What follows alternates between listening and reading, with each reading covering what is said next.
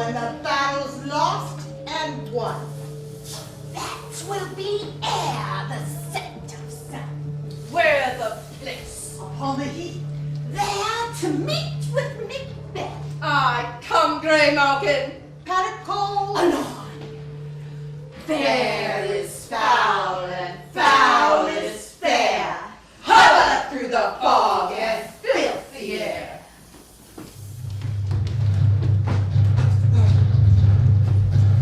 What bloody man is that?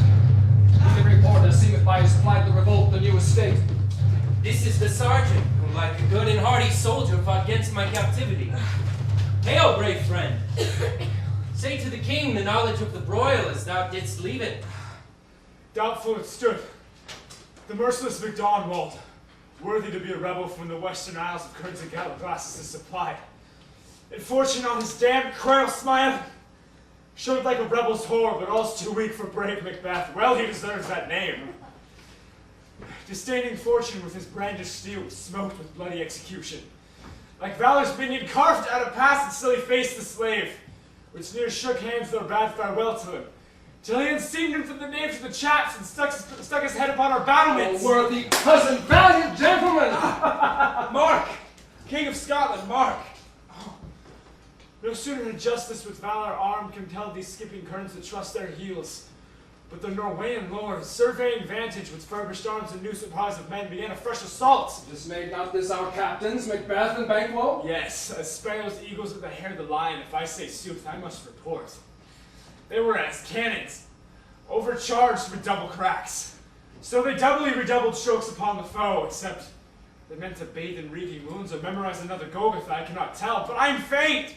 Ah, my gashes cry for help. So well thy words become thee as thy wounds, a smack of honor both. Go, get him surgeons. Who comes here? The worthy Thane of Ross. When a haste looks through his eyes, so should it look that seems to speak things strange. God save the king. Whence camest thou, worthy Thane? From Fife, great king, where the Norwegian banners flout the sky and fan our people cold. Norway himself, with terrible numbers, assisted by that most disloyal traitor, the Thane of Cawdor, began a dismal conflict, till that Belena's bridegroom lapped and proof, confronted him with self-comparisons. Point against point rebellious, arm against arm, curbing his lavish spirit, and to conclude, the victory fell on us. Great happiness! And now, Sweno, the Norway's king, craves composition. Nor would we deign him burial of his men, till he dispersed at St. Combs Inch $10,000 to our general use. No more that Thane of Cawdor shall deceive our bosom interest. Go, pronounce his present death, and with his former title greet Macbeth. I'll see it done. What he hath lost, noble Macbeth hath won.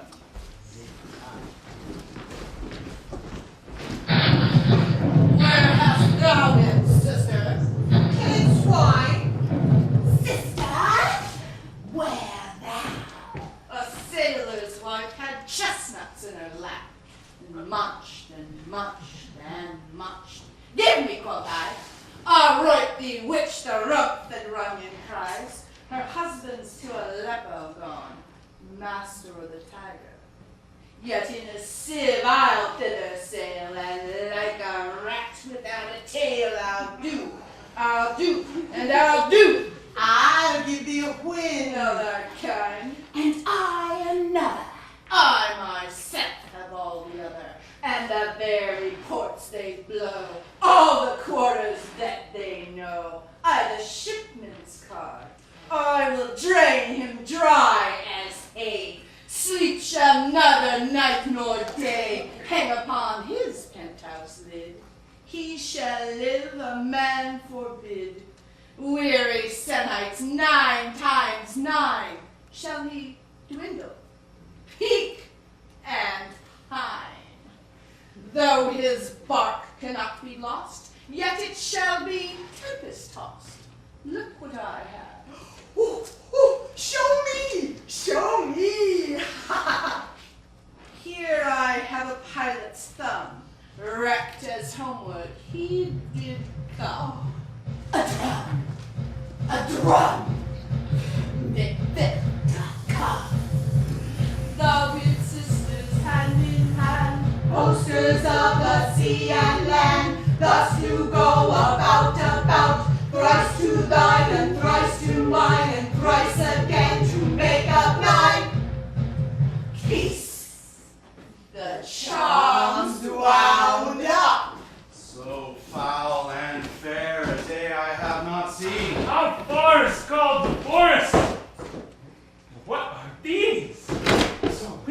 and so wild in their attire that look not like the inhabitants of the earth, and yet are honest. Live you? Or are you aught that man may question? You seem to understand me, by each that wants a chappy finger laying upon her skinny lip. You should be women. Speak, if you can. What are you? Hail, Macbeth! Hail to thee, Thane of Glamis. All hail Macbeth. Hail to thee, Thane of Cawdor. All hail Macbeth. Thou shalt be king hereafter. Sir, why do you start and seem to fear things that do sound so fair? In the name of truth, are ye fantastical? Or that indeed which outwardly ye show? My noble partner you greet with present grace and great prediction, noble having and of royal hope that he seems rapt withal. To me you speak not. If you can, look into the seeds of time and say which grain will grow and which will not, speak then to me, who neither beg nor fear your favors nor your hate. Hail! Hail. Hail. Lesser than Macbeth and greater.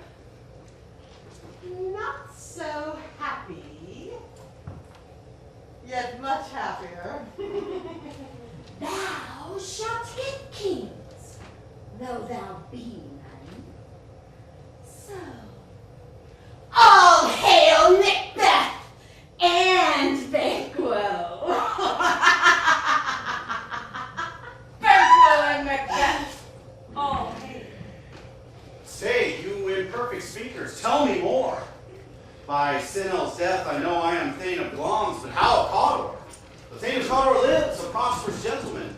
To be king stands not within the prospect of belief, no more than to be Cawdor. Say from whence you owe this strange intelligence, or why upon this blasted heath you stop our way with such prophetic greeting. Speak, I charge you.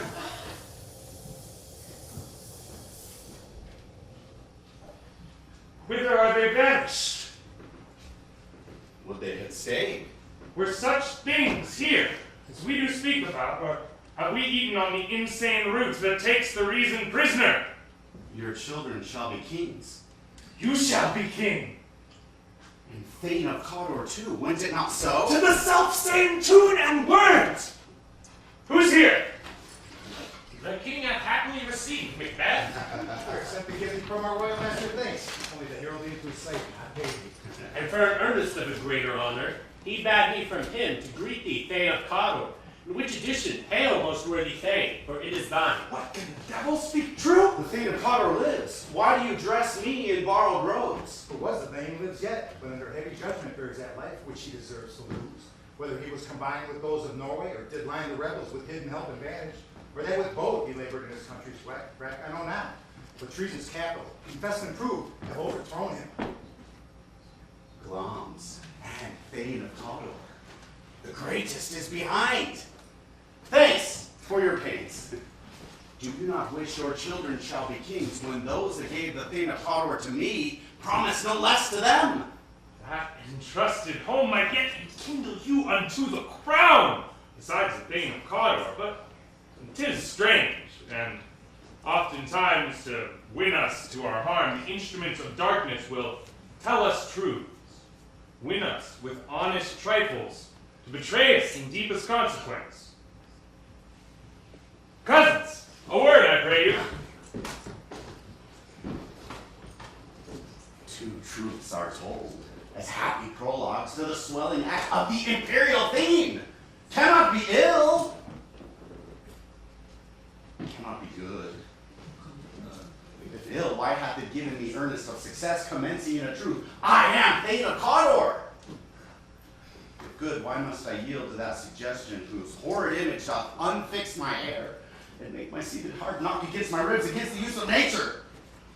Present fears are less than horrible imaginings. My thought, whose murder yet is but fantastical, shakes so my single state of man, that function is smothered in surmise, and nothing is but what is not. Look how our partner is wrapped. If chance will have me king, why, chance may crown me without my stir. New horrors come upon him, like our strange garments. Cleave not to their mold, but with the aid of use. Come what come may, time and the hour runs through the roughest day. Worthy Macbeth, we stay upon your leisure. Give me your favor, my dull brain was wrought with things forgotten. Kind gentlemen, your pains are registered where every day I turn the leaf to read them. Let us toward the king. Think upon what hath chanced, and at the interim, having time more waited, let us speak our free hearts each to other. Very gladly. Till then, enough. Come, friends!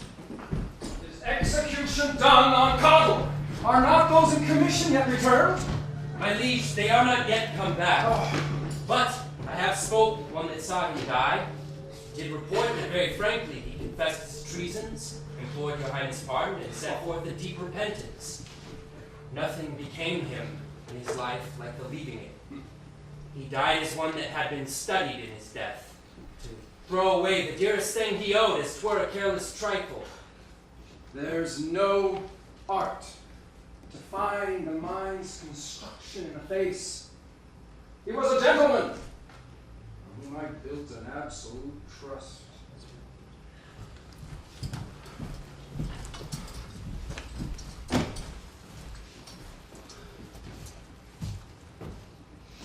My worthiest cousin,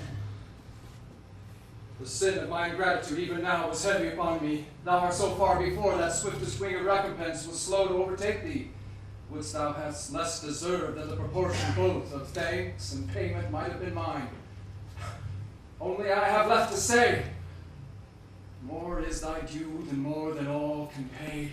The service and the loyalty I owe in doing it pays itself. Welcome hither. I have begun to plant thee and will labor to make thee full of growing. Noble Banquo, thou hast no less deserved, nor must be known no less to have done so. Let me enfold thee and hold thee to my heart. There if I grow, the harvest is your own. My plenteous joys, wanton in fullness, seek to hide themselves in drops of sorrow.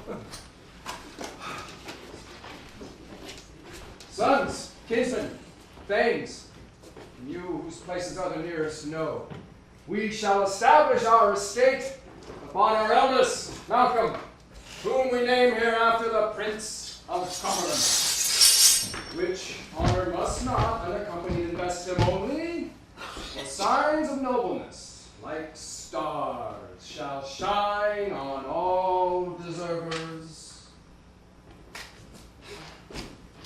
From hence to Inverness, the rest is further to you. Rest is labor which is not used for you. I'll be myself the harbinger and make joyful the hearing of my wife with your approach. So humbly take my leave. My worthy Conlord. Prince of Cumberland? That is a step on which I must fall down or else o'erleap, for in my way it lies. Stars, hide your fires. Let not light see my black and deep desires. The eye wink at the hand, yet let that be what the eye fears when it is done to see. True, worthy Banquo, he is full so valiant, and in his commendations I am fed. It is a banquet to me. Come, let's after it, whose care is gone before to bid us welcome. It is a peerless kinsman.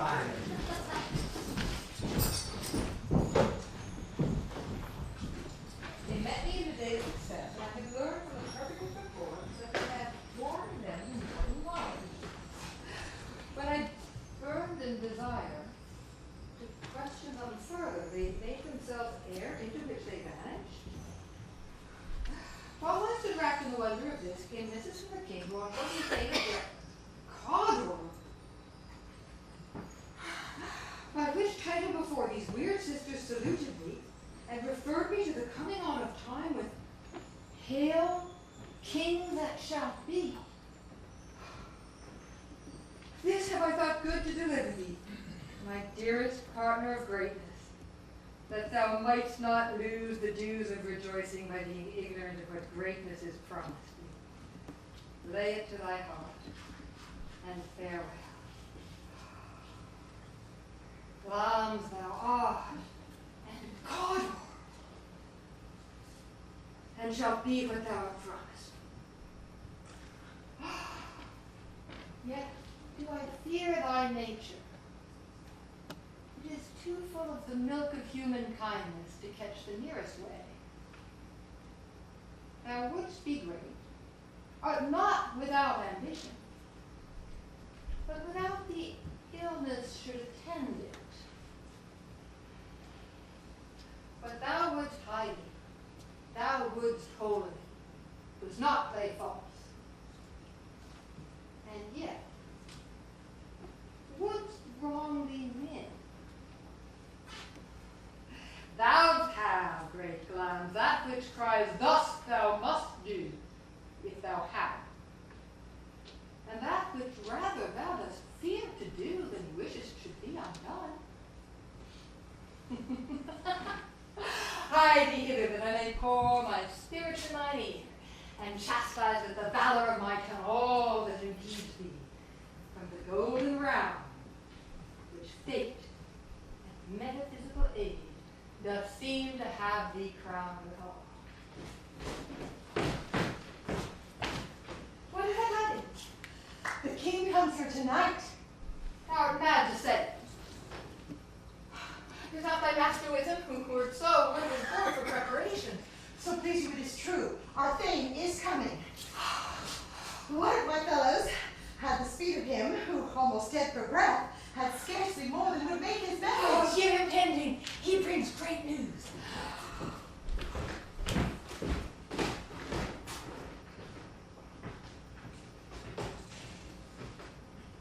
The raven himself is poor, which broke the fatal entrance of Duncan under my battle. Come, you spirits that tend on mortal thoughts.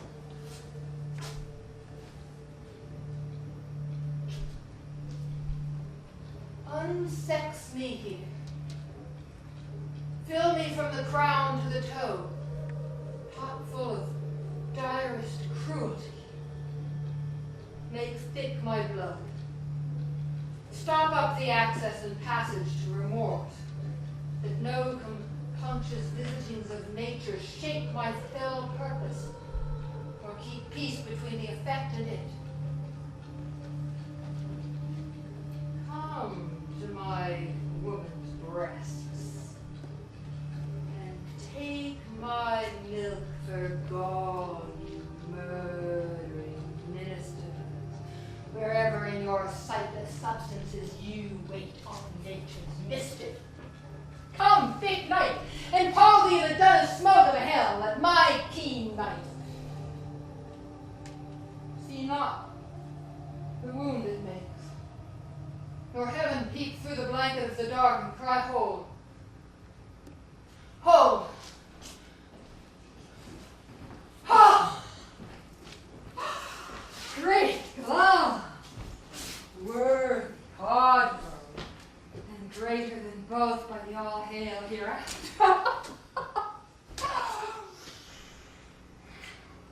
Thy letters have transported me beyond this ignorant present, and I feel now the future in the instant. My dearest love, Duncan comes here tonight. And when goes him?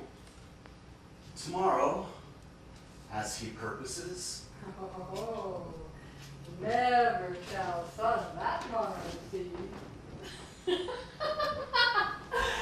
My worthy thane, your face is as a book where men may read strange matters. To beguile the time, look like the dawn. Bear welcome in thine eye, thy hand, thy tongue.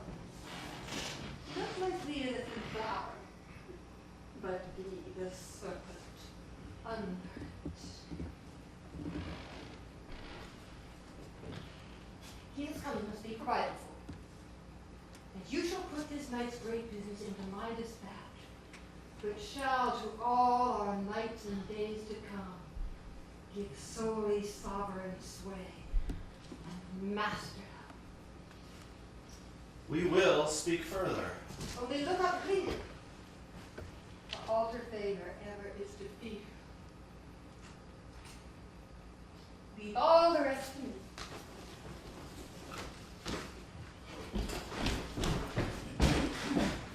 This castle hath a pleasant seat.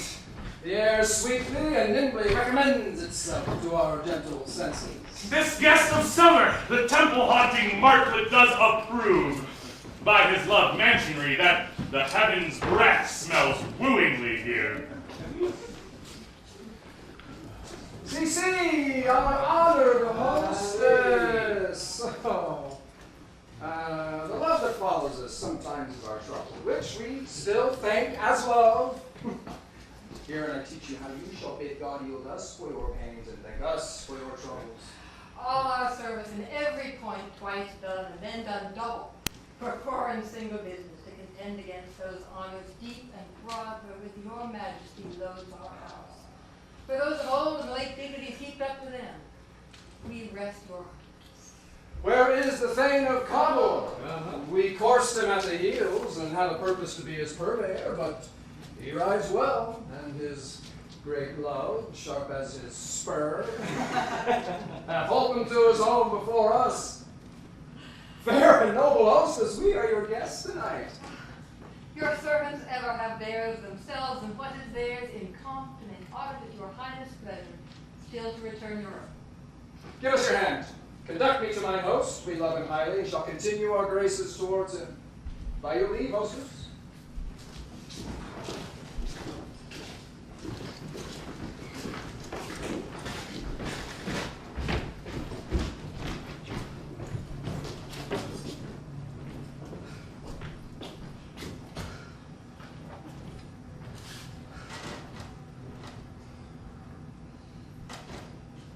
If it were done when 'tis done, then 'twere well if were done quickly. If the assassination could trammel up the consequence and catch with his surcease success, but this blow might be the be-all and the end-all here. But here, upon this bank and shoal of time, would jump the life to come. But in these cases, we still have judgment here, that we but teach bloody instructions, which, being taught, return to plague the inventor. This even-handed justice commends the ingredients of our poisoned chalice to our own lips. He's here in double trust. First, as I am his subject and his kinsman, strong both against the deed, and then as his host, who should, against his murderer, shut the door, not bear the knife myself. Besides, this Duncan hath borne his faculties so meek, hath been so clear in his great office, that his virtues shall plead like angels, trumpet-tongued against the deep damnation of his taking off. And pity, like a naked newborn babe striding the blast, or heaven's cherubims forced upon the sightless couriers of the air, shall blow the horrid deed in every eye, that tears shall drown the wind. I have no spur to prick the sides of my intent, but only vaulting ambition, which o'erleaps itself and falls on the other. How now? What news? He has almost supped. Why have you left the chamber? Hath he asked for me? No, you not, he has. We will proceed no further in this business. He hath honored me of late, and I have bought golden opinions from all sorts of people, which would be worn now in their newest gloss, not cast aside so soon. Was the hope drunk wherein you dressed yourself? If it slept in and wakes it now, and looks so green and pale as when it did so freely. From this time, such I account thy love. Art thou afeared to be the same in thy own act and valor as thou art in desire? Wouldst thou have that which thou esteems the ornament of life, and live a coward in thine own esteem, letting I dare not wait when I would like the poor cat in the attic? Pray peace. You honor me may become a man. Who dares do more is none. What beast was then that made you break this enterprise to me? When you durst do it, then you were a man. To be more than what you were, you would be so much more of a man.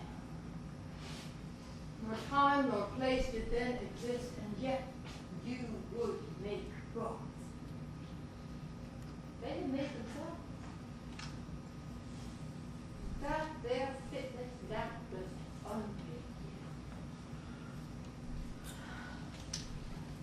I have given suck, and know how tender it is to love the babe that milks me.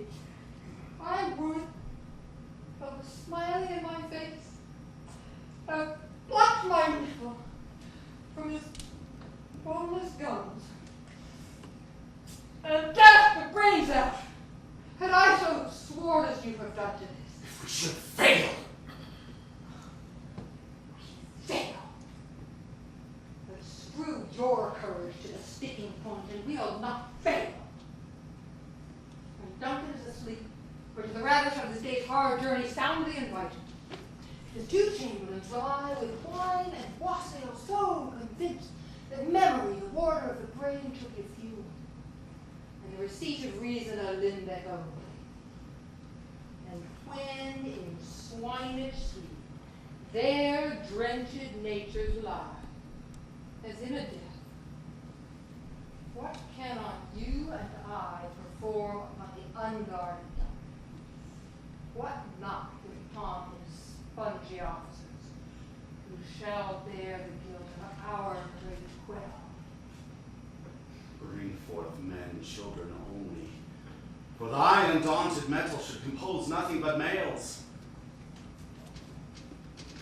Will it not be received when we have marked with blood those sleepy two of his own chamber, and use their very daggers that they have done it? Who dares receive it other? We shall make our griefs and clamors roar upon his death.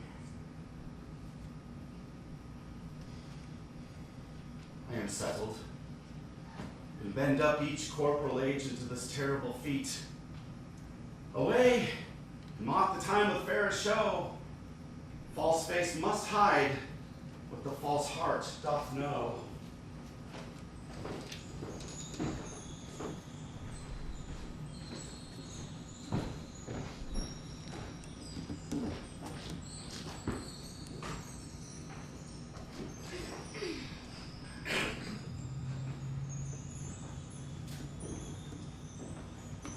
How goes the night, boy?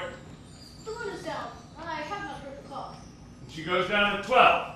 I take 'tis later, sir. Hold. Take my sword. There's husbandry in heaven. Their candles are all out. Heavy summons lies like lead upon me. Yet I would not sleep. Merciful powers, restrain in me the cursed thoughts that nature gives way to in repose. Who's here? Give me my sword! A friend!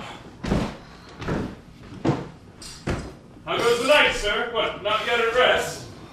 The king's abed. He hath been in unusual pleasure and sent forth great largesse to your offices.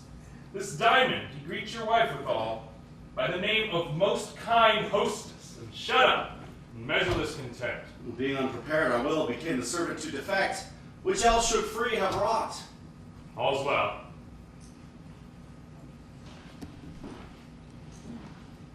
I dreamt last night of the three weird sisters. To you they've showed some truth. I think not of them. Yet, when we can entreat an hour to serve, we would spend it in some words upon that business. If you shall grant the time. At your kind's leisure. If you shall cleave to my consent when 'tis, it shall make honor for you. Then I lose none in seeking to augment it, but keep my bosom franchise, and my allegiance clear. I shall be counseled. Good repose, the while. Thanks, sir. Belike to you.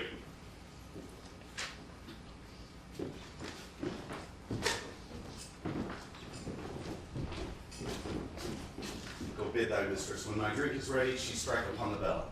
Get to bed.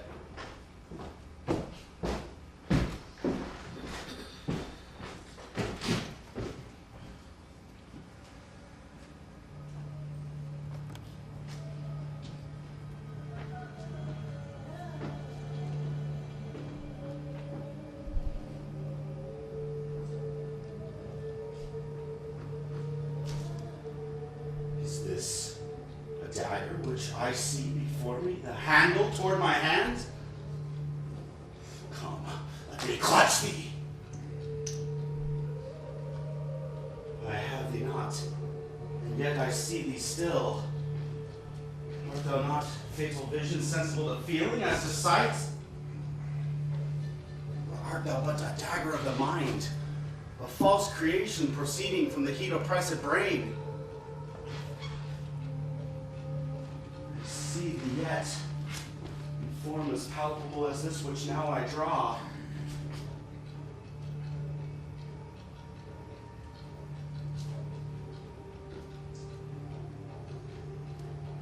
Thou marshalest me the way that I was going. Such an instrument I was to use. Mine eyes are made the fools of the other senses, or else worth all the rest. I see thee still, and on thy blade indulge in gouts of blood, which was not so before. There is no such thing! It is the bloody business which informs thus to mine eyes.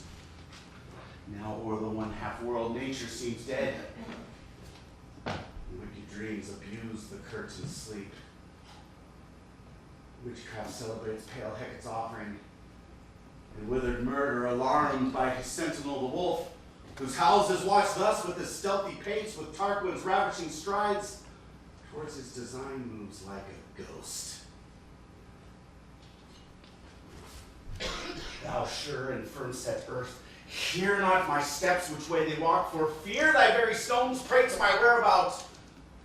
Keep the present horror from the time which now suits with it. Whilst I threat, he lives. Words to the heat of deeds too cold breath gives.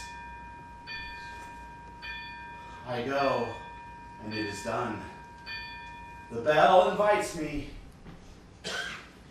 Hear it not, Duncan, for it is a knell that summons thee to heaven or to hell.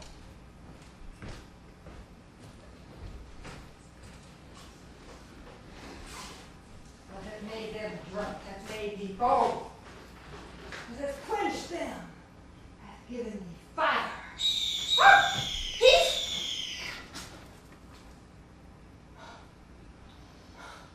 It was the elephant treat.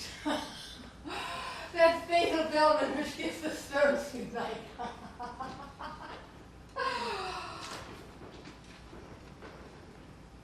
He is about it now. The doors are open, and the surfeited grooms do mock their charge with snores. I have drugged their possets the death in nature to contend about them whether they live or die. Who's there? For they've awaked and 'tis not done. The attempt and not the deed confounds us.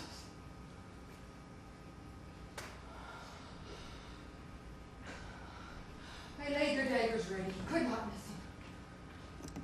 Oh, had he not resembled my father as he slept, I'd have done it. My husband! I have done the deed. Didst thou not hear a noise? I heard the owl shriek and the crickets cry. Did not you speak? When? Now. I said it. Who lies in the second chamber? This is a sorry sight. Foolish thought to say a sorry sight. There's one did laugh and sleep, and one cried murder. That they did wake each other. I stood and heard them, but they did say their prayers and address them again to sleep. There are two lodged together. One cried, God bless us, and amen the other. As they had seen me with these hangman's hands. Listening their fear, I could not say amen when they did say, God bless us. Consider it not so deeply. Wherefore could I not pronounce amen? I had most need of blessing, and amen stuck in my throat. These deeds must not be thought after in these ways, so it will make us mad. Methought I heard a voice cry, sleep no more. Macbeth does murder sleep. The innocent sleep. Sleep that knits up the raveled sleeve of care. The death of each day's life, sore labor's bath, balm of hurt minds, great nature's second course, chief nourisher and life's feast. What do you mean?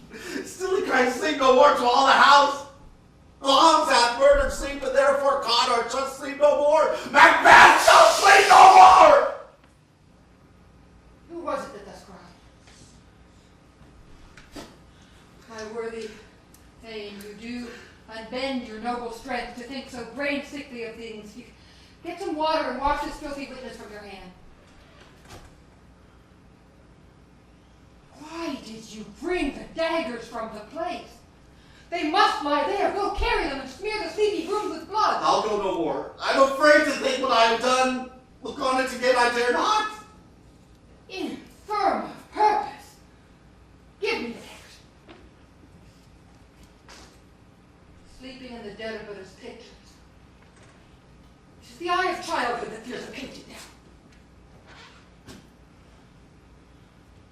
If he do bleed, I'll smear the faces of the grooms with all.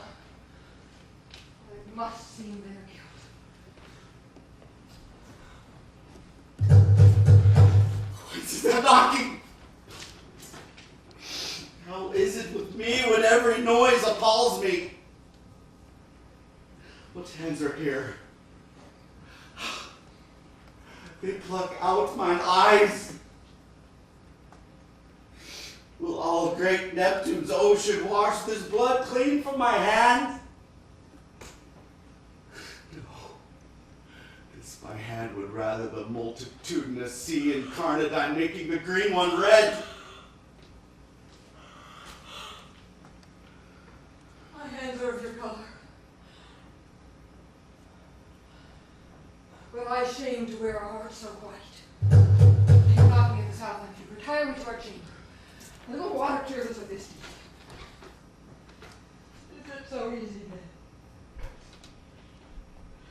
Her constancy has left you unattended. Or not here. Get on your nightgown lest the occasion call and show us to be washers. And be not lost so poorly in your thoughts. To know my deed twere best not know myself. Wake Duncan with thy knocking. I would thou couldest.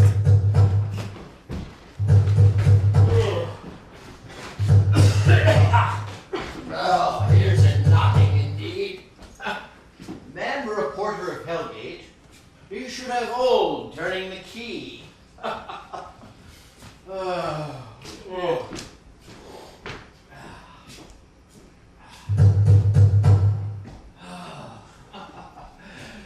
Knock, knock, knock. Who's there in the name of Beelzebub? Oh, here's a farmer that hanged himself in the expectation of plenty. Come in time. Have napkins now about you. Here you'll sweat for it.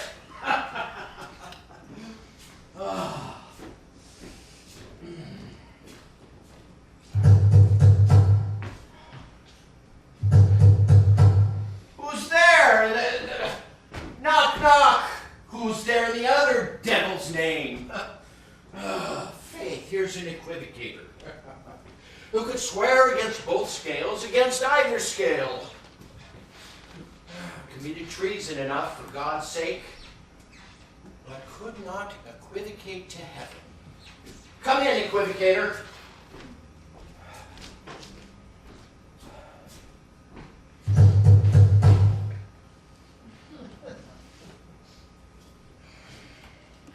Knock, knock, knock. Who's there? Oh, faith, it's an English tailor, come hither for stealing out of a French hose. Come in, tailor. Oh, here you may roast your goose.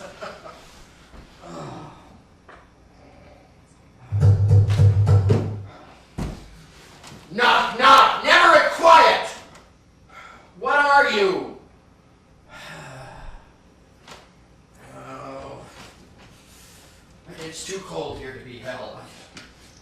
I'll devil porter it no further. I should have thought we'd run in some of all the professions that would go the primrose way to the everlasting bonfire.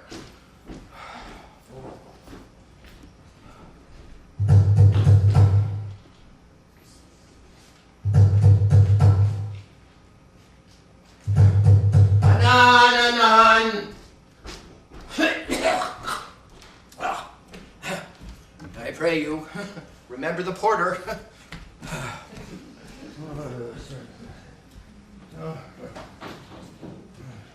Was it so late, friend, ere you went to bed, that you do lie so late? Faith, sir, we were carousing till the second cock. And, drink, sir, as you know, is a great provoker of three things. What three things does drink especially provoke? Oh, marry, sir, nose painting, sleep, and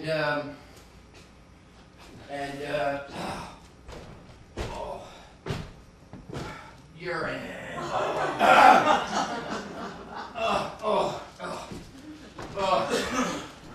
And lechery, sir.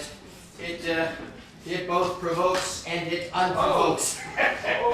Yes, it increaseth the desire, but it taketh away from the performance.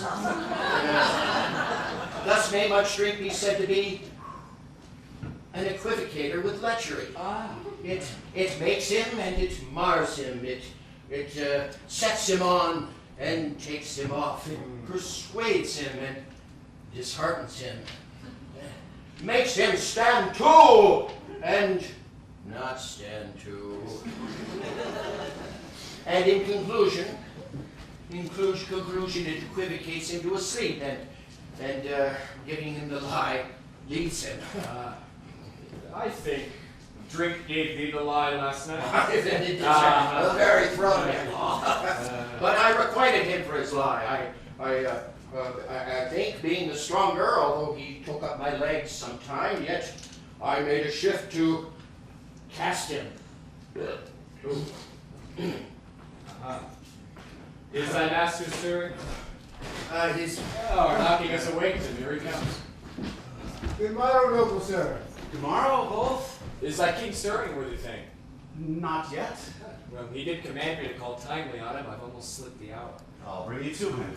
I know this is a joyful trouble to you, but yet 'tis The labor we delight in physics paying. I'll make so bold to call, for 'tis my limited service.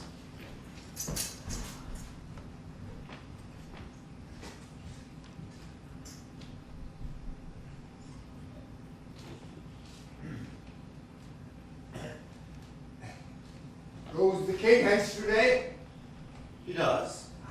He did appoint so.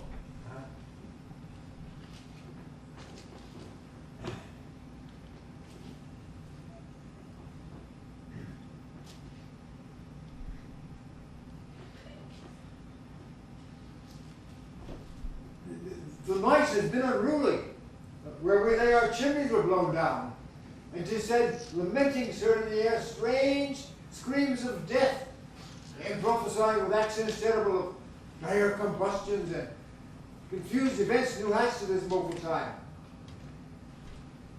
The obscure bird clamored the livelong night, and some say the earth was feverish and did shake.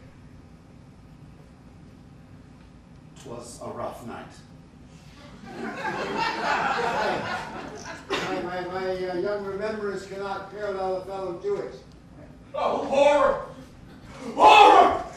Horror! Some Lord Harkin hath conceived nor named this! What's the matter? Oh, most sacrilegious murder! I broke up the Lord's and old temple and stole thence the life of the building. What did you say, the life? I mean, His Majesty? Now approach the chamber and destroy your sight with the new Gorgon! Bid me not speak, see, and speak myself! Oh, my God. Awake! Awake! Bring the alarm bell! Murder and treason! Banquo! Donovan Malcolm! Shake off this downy sleep! Death's counterfeit and look on death itself! Up! Up and see the great doom's image! Banquo!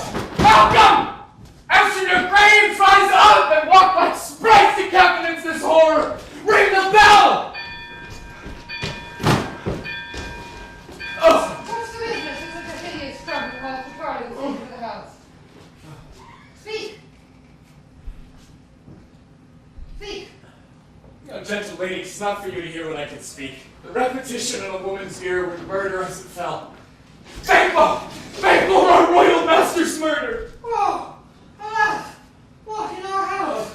Too cruel anywhere! Dear God! And prithee, contradict thyself, say it is not so!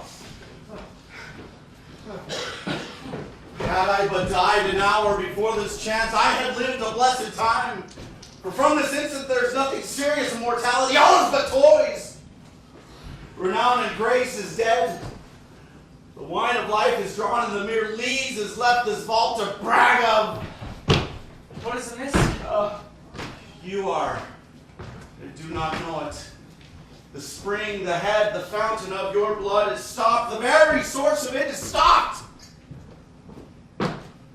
Your royal father's murdered.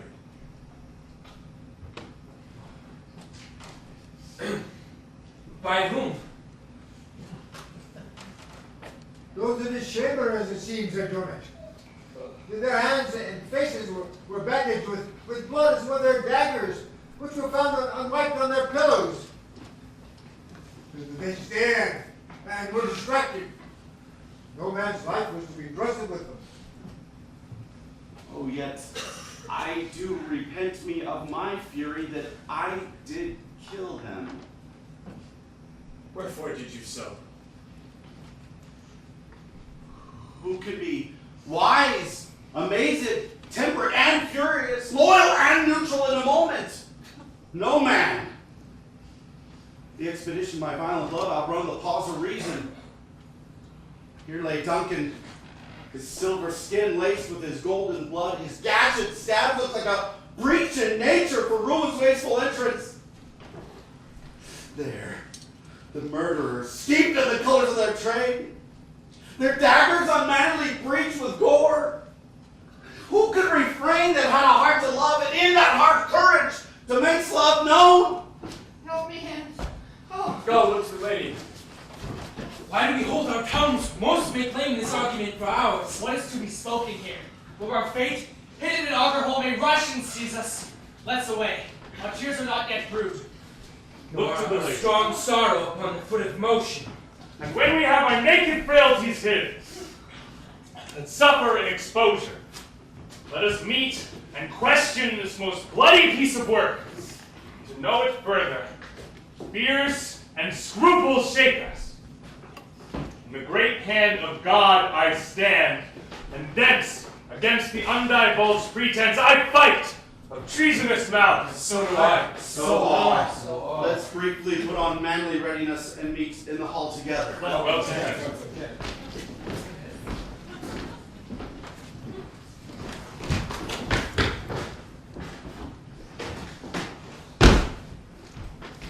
What will you do?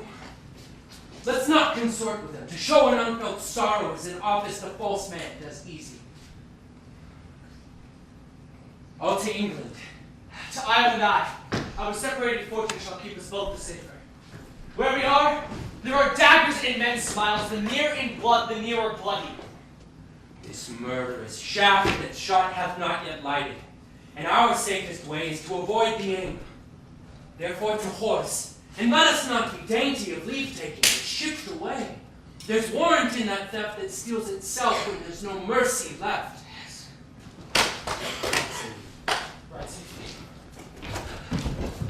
I have seen hours dreadful and things strange. But this sore night hath frightful former noise. Thou seest the heavens, as troubled with man's act, threaten his bloody stage. By the clock 'tis day, yet dark night strangles the traveling land. Is it not its predominance or the day's shade? The darkness does the face of earth and tomb when living light should kiss it. 'Tis unnatural, even like the deed that's done.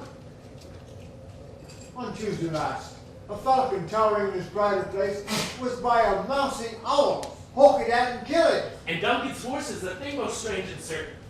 Beauteous and swift, the minions of their race, turned wild in nature, broke from their stalls, flung out, contend against obedience as they would make war with mankind. 'Tis said they ate each other. They did so to amazement upon it. Here comes the good Macbeth. How goes the world, sir, now? What, see you not? Does it know who did this more than bloody deed? Of those of Macbeth has slain. Alas the day. What good could they pretend? They were suborned. Malcolm and Donovan, the king's 2 sons, have gone and fled, which puts upon them suspicion. Against nature still. Thriftless ambition that will ravel up thine own life's means. Then 'tis most like the sovereignty will fall upon Macbeth. He's already named. What? And gone to Scone to be invested. Will you just go? No, cousin, ought to fight. Well, I will thither. Well. Do you see things well done there? Good you. Lest our old roads sit easier than our new. Farewell. God's benison go with thee. Thou hast it now, King Cawdor. Long, all as the weird women promised. I fear thou platest most foully, for yet it was said it should not stand in thy posterity, but that myself should be the root and father of many kings. There come truth from them, as upon thee, Macbeth, their speeches shine. Why, by the verities on thee made good, may they not be my oracles as well, and set me up in hope? But hush, no more. Here's our chief guest. Ah, had he been forgotten, it would have been of a gallon our races and all things undone. Tonight we hold a solemn supper, sir, and I'll request your presence. Let your highness command upon me, to the which my duties are with a most indissoluble tie forever knit. Ride you this afternoon? Aye, my good lord. We should have else desired your good advice, which still hath been both grave and prosperous in this day's council. But we'll take tomorrow. Is it far you ride? As far, my lord, as will fill up the time twixt this and supper. Go not my horse the better. I must become a borrower of the night for a dark hour or twain. Fail not our feast. I will not, my good lord. We hear our bloody cousins are bestowed in England and in Ireland, not confessing their cruel parricide, filling their hearers with strange invention. But of that tomorrow, when wherewithal we shall have cause of state craving us jointly. I am to horse. Adieu. Till you return at night. Goes Fleance with you? Aye, my lord. Our time does call upon us. I wish your horses sure and swift of foot, and so I do commend you to their backs. Farewell.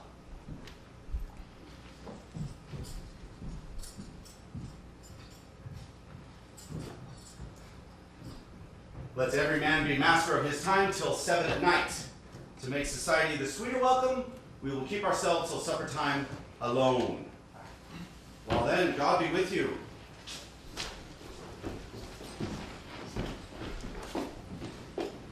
Sirrah, a word. Attend those men are a pleasure. Yeah, my lord, without the palace gate. Bring them before us.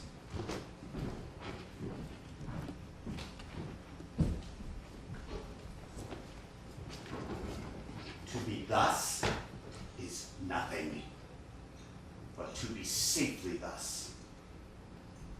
Our fears and bank will stick deep, and in his royalty of nature reigns that which would be feared. 'Tis much he dares, and upon that dauntless temper of his mind he hath the wisdom that doth guide his valor to act in safety.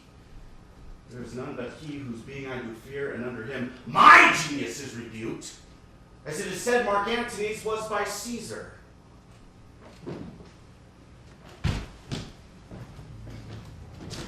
He chid the sisters when first they put the name of king upon me, and bade them speak to him. And then, prophet-like, they hailed him father to a line of kings. Upon my head they placed a fruitless crown, and put a barren scepter in my grip. That's to be wrenched with an unlineal hand, no son of mine succeeding.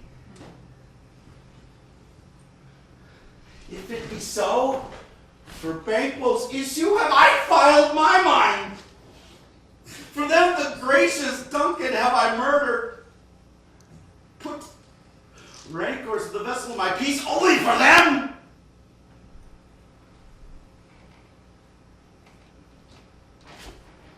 And mine eternal jewel given to the common enemy of man.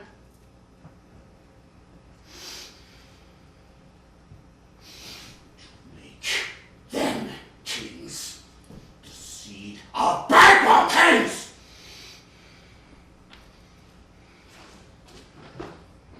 Rather than so come fate unto the list and champion me to the utterance. Who's there? We'll go to the door and wait there till we call. Was it not yesterday we spoke together? It was, so please your highness. Well then, now have you considered of my speeches?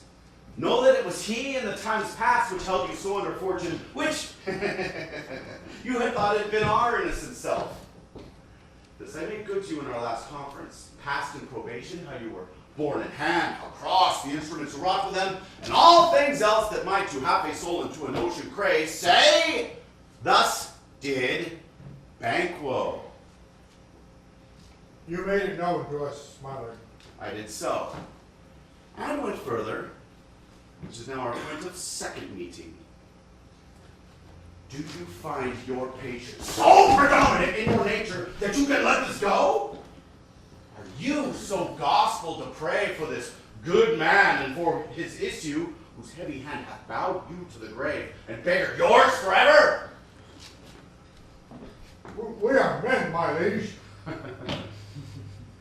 In the catalogue ye go for men, just as hounds and greyhounds, mongrels, spaniels, curs, shuffs, water rugs, and demi-wolves are all clucked by the name of dogs. Now, if you have a station in the file, not in the worst rank of manhood, say it, and I will put that business in your bosoms, whose execution takes your enemy off, grapples you to the heart and love of us, who wears our health but sickly in his life, which in his death were perfect. I am one, my liege, whom the vile blows and buffets of the world have so incensed that I am reckless what I do to spite the world. And I another, so weary with disaster, struck with fortune, that I would set my life on any chance to mend it, or be rid on it. Both of you know Banquo was your enemy. Yes, my lord. So is he mine. And in such bloody distance that every minute of his being thrust against my nearest life. Though I could with barefaced power sweep him from my sight and bid my will about it, yet I must not, for certain friends that are both his and mine, whose loves I may not drop, but wail his fall, which I myself struck down. And thence it is that I to your assistance do make love, masking the business from the common eye for sundry weighty reasons. We shall, my lord, perform as you command us. Though our lives Your spirit shine through you. Now, within the hour at most, I will advise you where to plant yourself, acquaint you with the perfect spy of the time, the moment on it, for it must be done tonight. And something from the palace. I always thought that I require a clearness. And with him, to leave no rubs nor botches in the work, Fleance, his son, whose absence is no less material to me than is his father's, must embrace the faith of that dark hour. Resolve yourselves apart. I'll come to you anon. We are resolved, my lord. I'll call upon you straight. Abide within.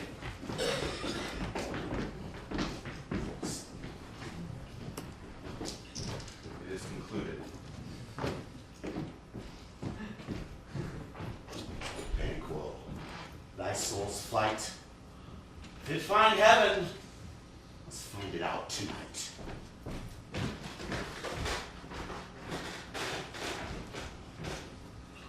And thank we're gone from court. I know, but returns again tonight. Say to the king I would attend his letter for a few words. Madam, I would. Not that. All spent. And our desire is God without.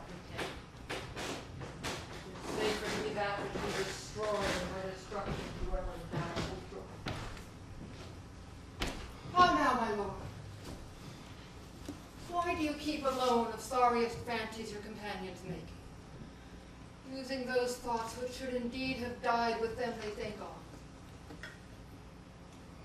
Things without all remedy should be without regard.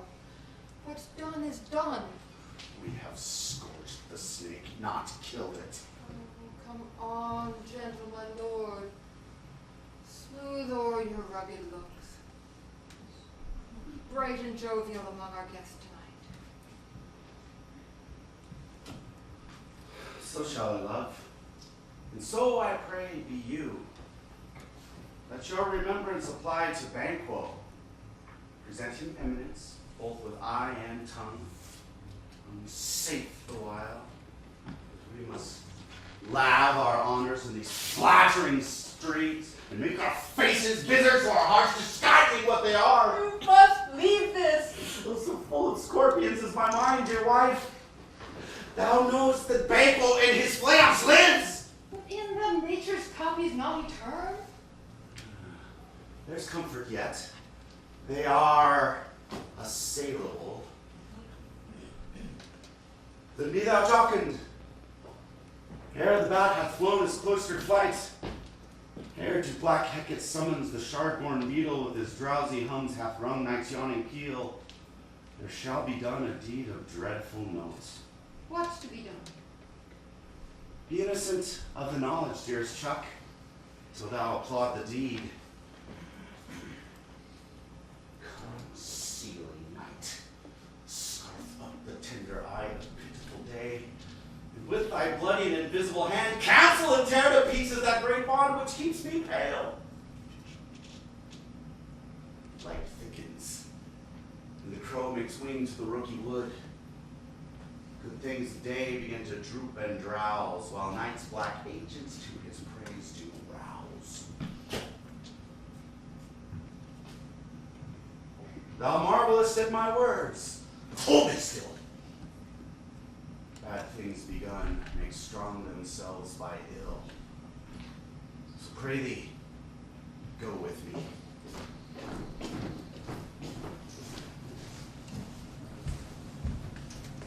But who did bid thee join with us?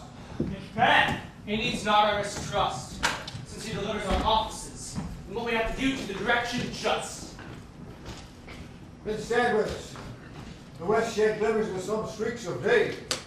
Now spurs a lady traveler apace to keep the time of the inn, and near approaches the subject of our watch. Hark, I hear horses. Give us a light there! Ho! Then 'tis he. The rest within the note of expectation are already in the court. His horses go about. Almost a mile, but he does usually, as most men do. From hence the palace gate maketh their walk. A light! A light! 'Tis he. Stand to it.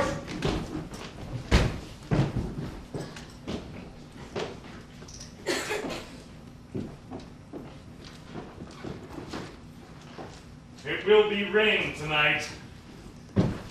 Let it come down! Oh, treachery! Flag and blood! Lie! Lie! Lie! All that needs revenge! Oh, save! Who did strike out the lights? We block the way. There is but one down. The sun is fled. We have lost best half of our affair. Put us away and say how much is done.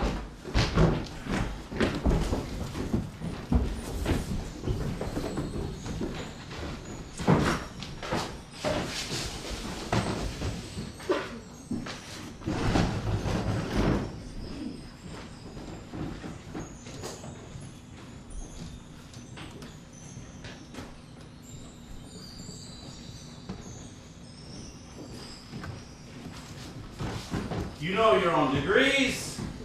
Sit down. At first and last, a hearty welcome. Thanks to your majesty. Ourself will mingle with society and play the humble host. Our hostess keeps her state, but in best time we will require her welcome. Pronounce it for me, sir, to all our friends, for my heart speaks they are welcome. See, they encounter thee with their heart's thanks. Both sides are even. Here, I'll sit in the midst. Be large in mirth. Anon we'll drink a measure the table round. There's blood upon my face. 'Tis banquos then. Tis better thee without than he within. Is he dispatched? I, my lord, his throat's cut that I did for him. Thou art the best of the cutthroats. Yet he's good that did the like for Fleance. If thou didst it, thou art the nonpareil. Most royal, sir, Fleance has escaped. Comes my fit again! Why had else been perfect? Whole as the marble, founded as the rock. Almost the case of air. Now I am cabined, crypt confined, bound into saucy doubts and fears. The Banquo's safe. My lord, safe in a ditch he bides, with 20 trench gashes upon his head, the least the death in nature. Thanks for that.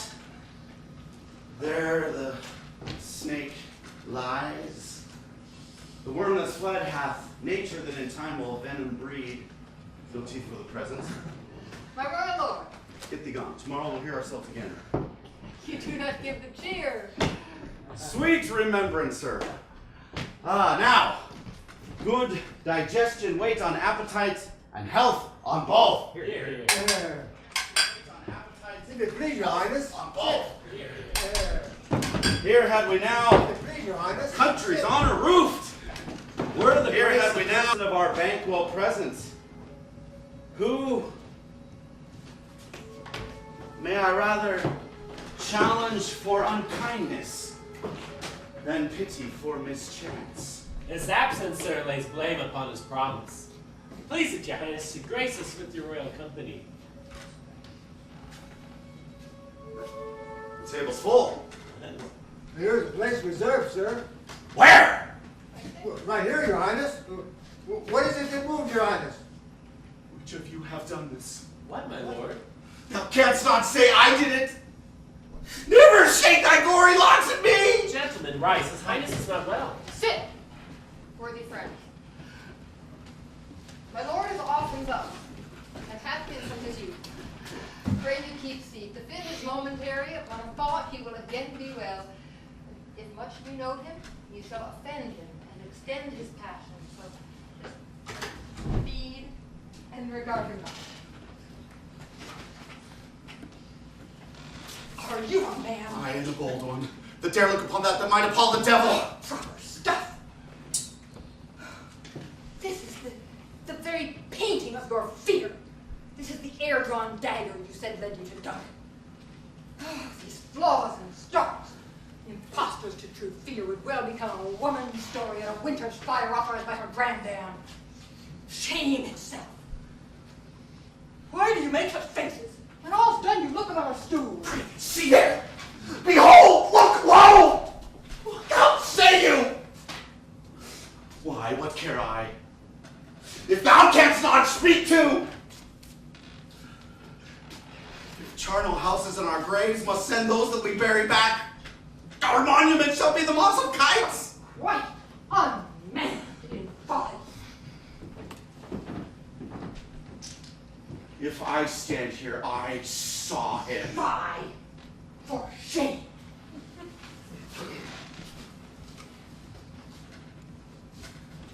Blood hath been shed ere now. Ere human statute purged the gentle wheel. And since 2 murders had been performed, too terrible for the ear. Time has been that when the brains were out, the man would die, and there an end. But now they rise again. 20 mortal murders on our crowns and push us from our stools. This is more strange than such a murder is. My worthy lord, your noble friends do lack you. I do forget. Do not muse at me, my most worthy friends. I have a strange infirmity, which is nothing to those that know me. Come, love and health to all. Then I'll sit down. Give me some wine.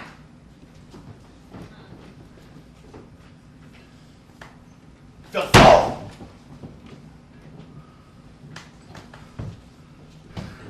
Now, I drink to the general joy of the whole table. and to our dear friend Banquo, whom we miss. Would he were here. To all in him we thirst, and all to all. Our duties and the pledge.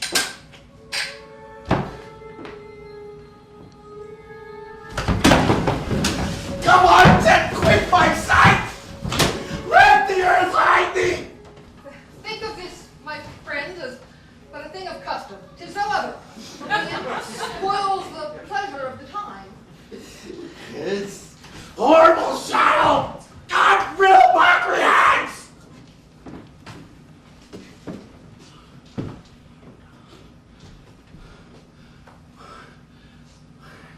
Why so, being gone, I am a man again.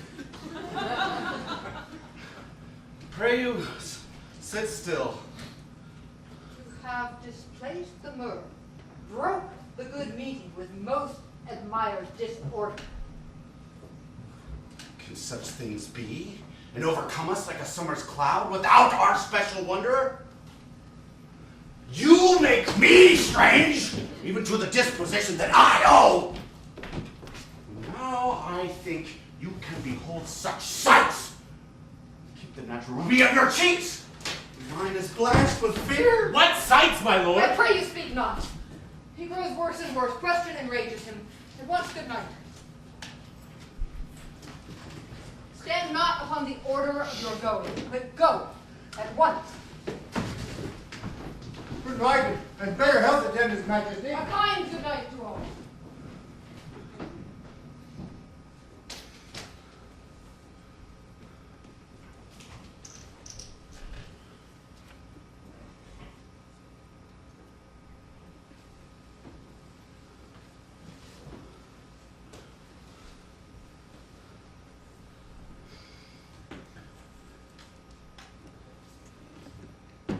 It will have blood. They say blood will have blood. Stones have been known to move and trees to speak. What is the night? Almost at odds with morning, which is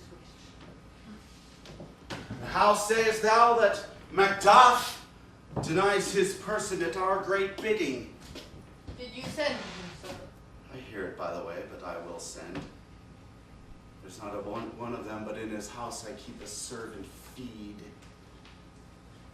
Tomorrow I will, and betimes I will to the weird sisters. More shall they speak.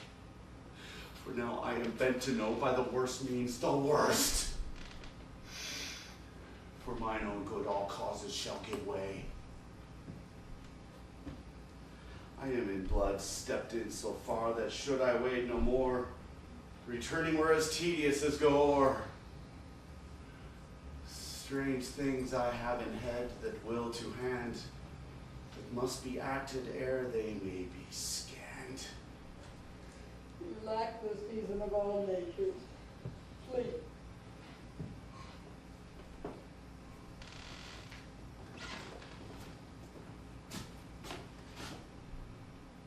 Come, will to sleep.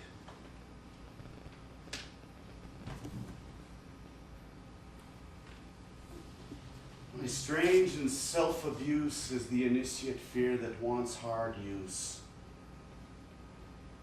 We are yet but young indeed.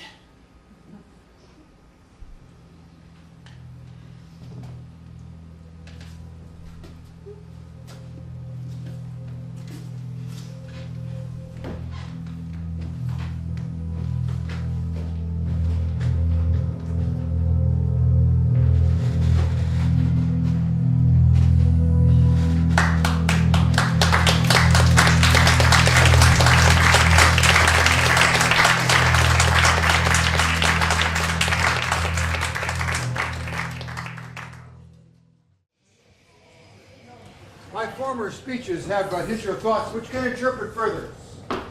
Only I say things are strangely born. The gracious Duncan, he was paid out of Macbeth. Mary, he is dead. And the right valiant Banquo. You up too late. You may say if it please, Fleon's killing. But Fleon's fled. Oh, men must not walk too late. And who could not want to thought how monstrous it was for Donna Brain and Malcolm to kill their gracious father? Damn fact. And how it did grieve Macbeth. Did he not straighten pious rage the two delinquents stare? They were slaves of drink and sloths of sleep. Was that not nobly done? Aye, and wisely too. For it would have angered any heart alive to hear the men deny it. So I say he has borne all things well. And I do think that had he Duncan's sons under his key, and it pleased heaven that they should know what it was to kill a father, so should Fleos. But peace. For from these broad words, and because he failed of presence at the tyrant's feast, I hear Macduff lives in disgrace. Sir, can you tell me where he bestows himself? Malcolm, the son of Duncan, from whom this tyrant holds the due of birth, lives in the English court, and is received of the most pious Edward with such grace that the malevolence of fortune takes nothing from his high respect.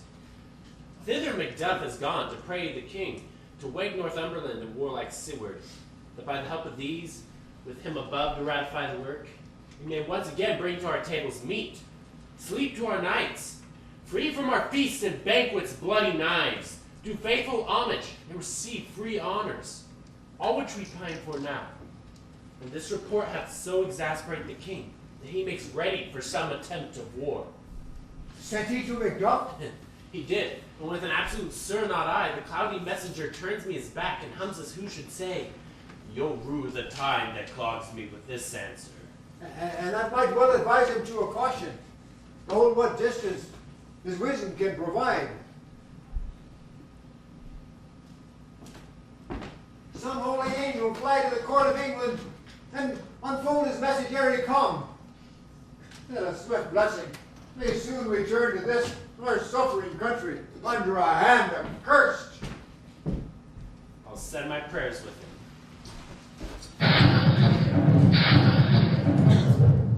Thrice the brinded cat hath mewed. Thrice and once the hedge pig whined. Harpier cries, 'tis time, 'tis time. Rounded out the cauldron go, in the poison entrails throw. Toad that under cold stone days and nights had 31. Sweltered venom sleeping got, boil thou first in the charmed pot. Double, double toil and trouble, fire burn and cauldron bubble. Fillet of a finny snake, in the cauldron boil and bake. Eye of newt, toe of frog, wool of bat, and tongue of dog. Adder's fork and blind worm's sting, lizard's leg and owlet's wing. For a charm of powerful trouble, like a hellbroth boil and bubble. Double, double toil and trouble, fire burn and cauldron bubble. Scale of dragon, tooth of wolf, witch's mummy, ma and gulf of the ravened salt sea shark, root of hemlock, digged in the dark, liver of blasphemy Jew, gall of goat and slits of yew, silvered in the moon's eclipse, nose of Turk and Tartar's lips, finger of birth-strangled babe, ditch delivered by a drab, make the gruel thick in slab, add thereto a tiger's chaudron for the ingredients of our cauldron. Double, double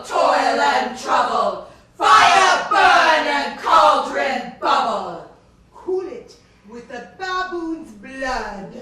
Then the charm is firm and good. By the pricking of my thumbs, something wicked this way comes.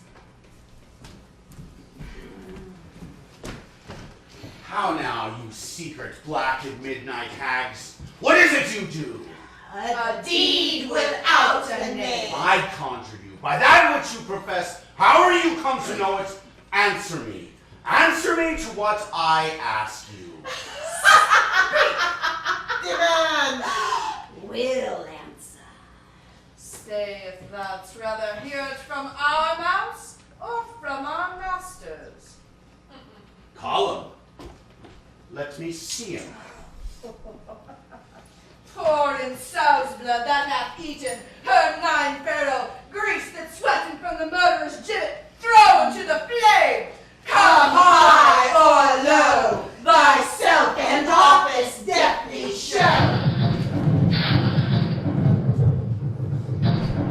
Tell me, thou unknown He power. knows your thoughts. Hear his speech, but say thou not.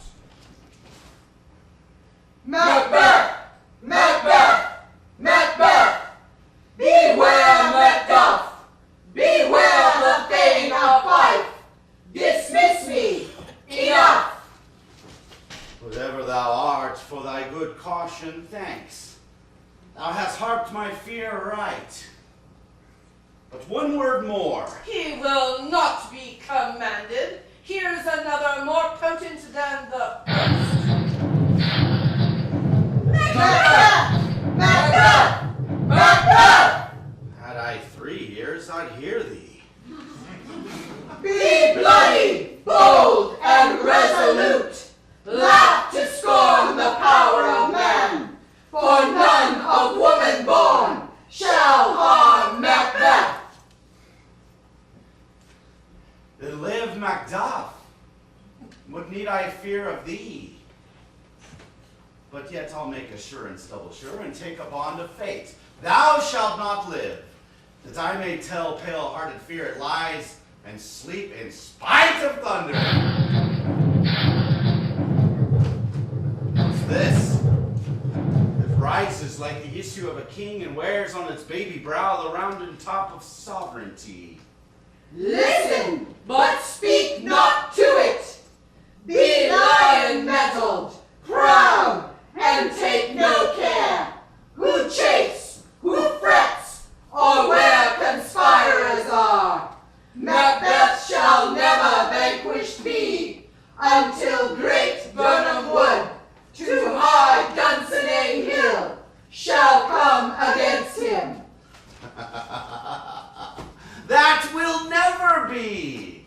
Who can impress the forest, bid the tree unfix his earthbound root? Sweet Bodements, good. Rebellion's head rise never till the wood of Burnham rise, and our high place Macbeth shall live the lease of nature, pay his breath to time and mortal custom. But yet, my heart throbs to know one thing more. Tell me, if your art can tell so much, shall Banquo's issue ever reign in this kingdom? Seek to know no more. I will be satisfied. Deny me this, and an eternal curse fall on you. Let me know. Show. Show. Show. Show his eyes and grieve his heart. Come like shadows, so depart. Thou art too like the spirit of Banquo. Down! Thy crown doth sear mine eyeballs. And thy hair, though other gold-bound brow is like the first, a third is like the former. Filthy hags! Why do you show me this? Another yet? A fourth? But will the line stretch on to the crack of doom? Oh, horrible sight! no more. And yet the eighth appears, who bears a glass. And yet I see many more. And some I see that twofold balls and treble scepters carry. Now I see 'tis true. For the blood-boltered Banquo smiles at me and points at them for his. What? Is this so? Aye, sir, all this is so. Yet why stands Macbeth thus amazedly? Come, sisters, chewy up his sprites, and show the best of our delights. I'll charm the air to give a sound while you perform your antic round, that this great king may kindly say, our duties did his welcome pay.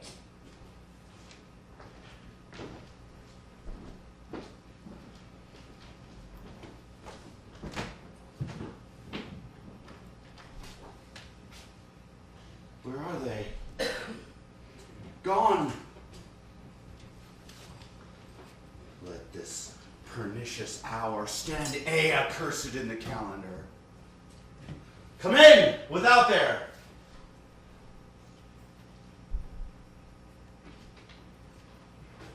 My companion is delayed. Lennox!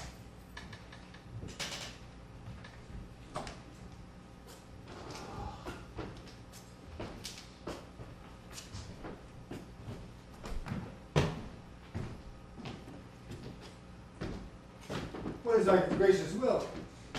Saw you the weird sisters? No, my lord. Came they not by you? No, indeed, my lord. Infected be the air whereon they ride, and damned all those that trust them. I did hear the galloping of horse. Who was it came by? 'Twas 2 or 3, my lord. That bring you word Macduff hath fled to England. Fled to England? Aye, my good lord. Time. Thou anticipatest my dread exploits. The flighty purpose never is o'ertook unless the deed go with it.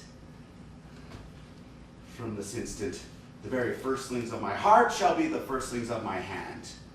To crown my thoughts with acts, be it thought and done. The castle of Macduff I will surprise, seize upon Fife, give to the edge of the sword his wife, his babes, and all unfortunate souls that trace him in his line. No boasting like a fool, this deed I'll do before this purpose cool. But no more sights. Where are these gentlemen? Come! Bring me where they are.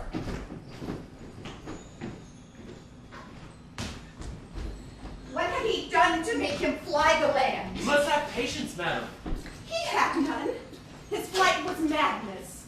When our actions do not, our fears do make us traitors. You know not whether it was his wisdom or his fear. Wisdom?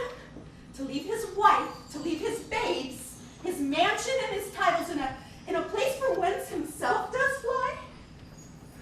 He loves us not. He wants the natural touch. For the poor wren, the most diminutive of birds, will fight her young ones in her nest against the owl. All is the fear, and nothing is the love. As little as the wisdom, where the flight so runs against all reason. My dearest cousin, I pray you school yourself up for your husband.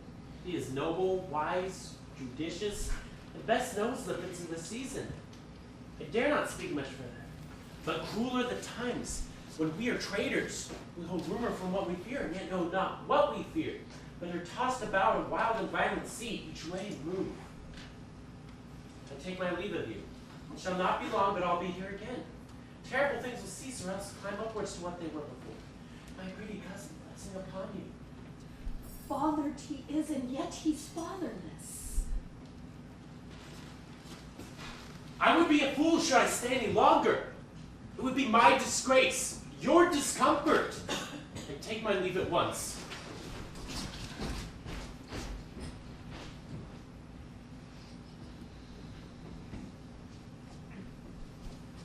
Sirrah, your father's dead, and what will you do now?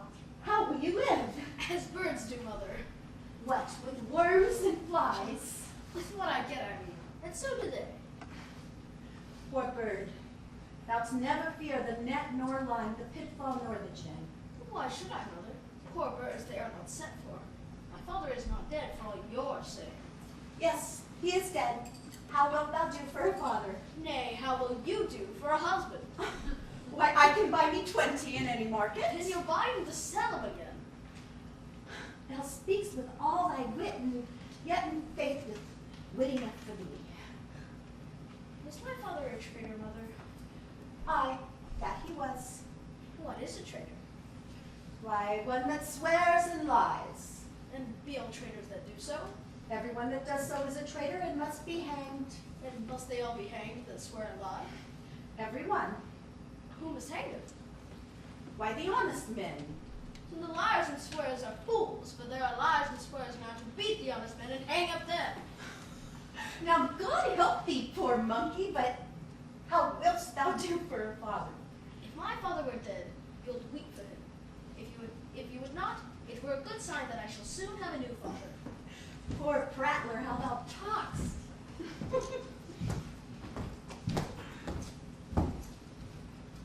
What are these faces? Where is your husband? I hope in no place so unsanctified where such as thou mayest find him. He is a traitor! Thou liest, thou shag-haired villain! What? Hey, the Mother, I pray you!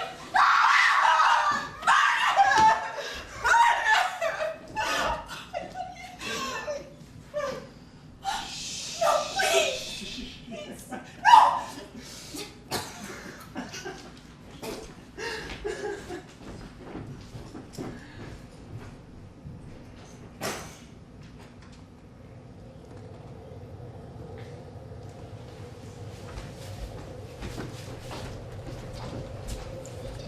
Let us seek out some desolate shade, and there weep our sad bosoms empty. Let us rather hold fast the mortals sorted like good men bestride our downfallen birthday. Each new morn, new widows howl, new orphans cry, new sorrows strike heaven on the face that it resounds that it felt with Scotland and cried out like syllable of Dover. What I believe I'll wail, what no believe, and what I can redress as I shall find the time to friend, I will. You have spoke, maybe so perchance. This tyrant, whose sole name blisters our tongues, was once thought honest. You have loved him well, yet not touched you yet.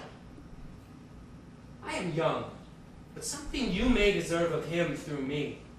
In wisdom, to offer up a weak, poor, innocent lamb to appease an angry god. I am not treacherous. But Macbeth is.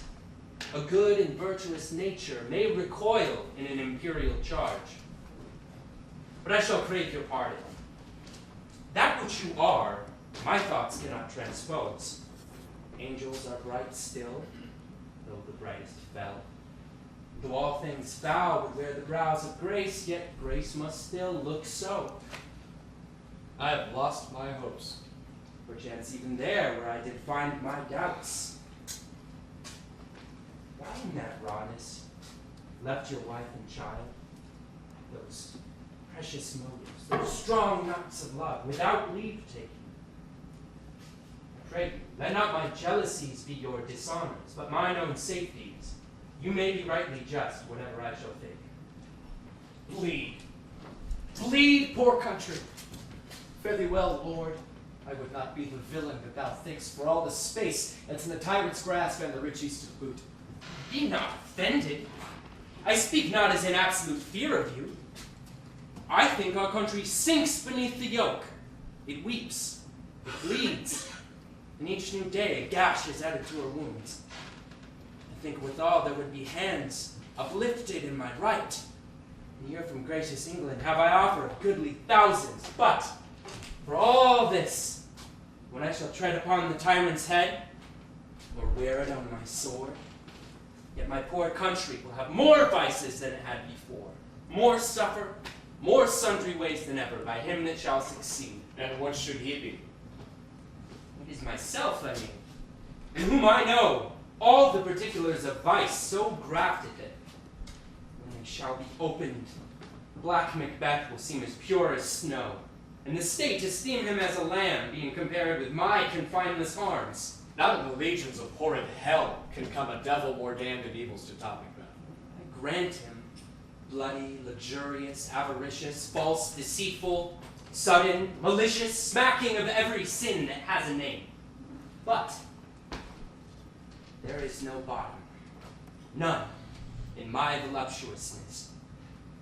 Your wives, your daughters, your matrons, and your maids could not fill up the cistern of my lust, and my desire.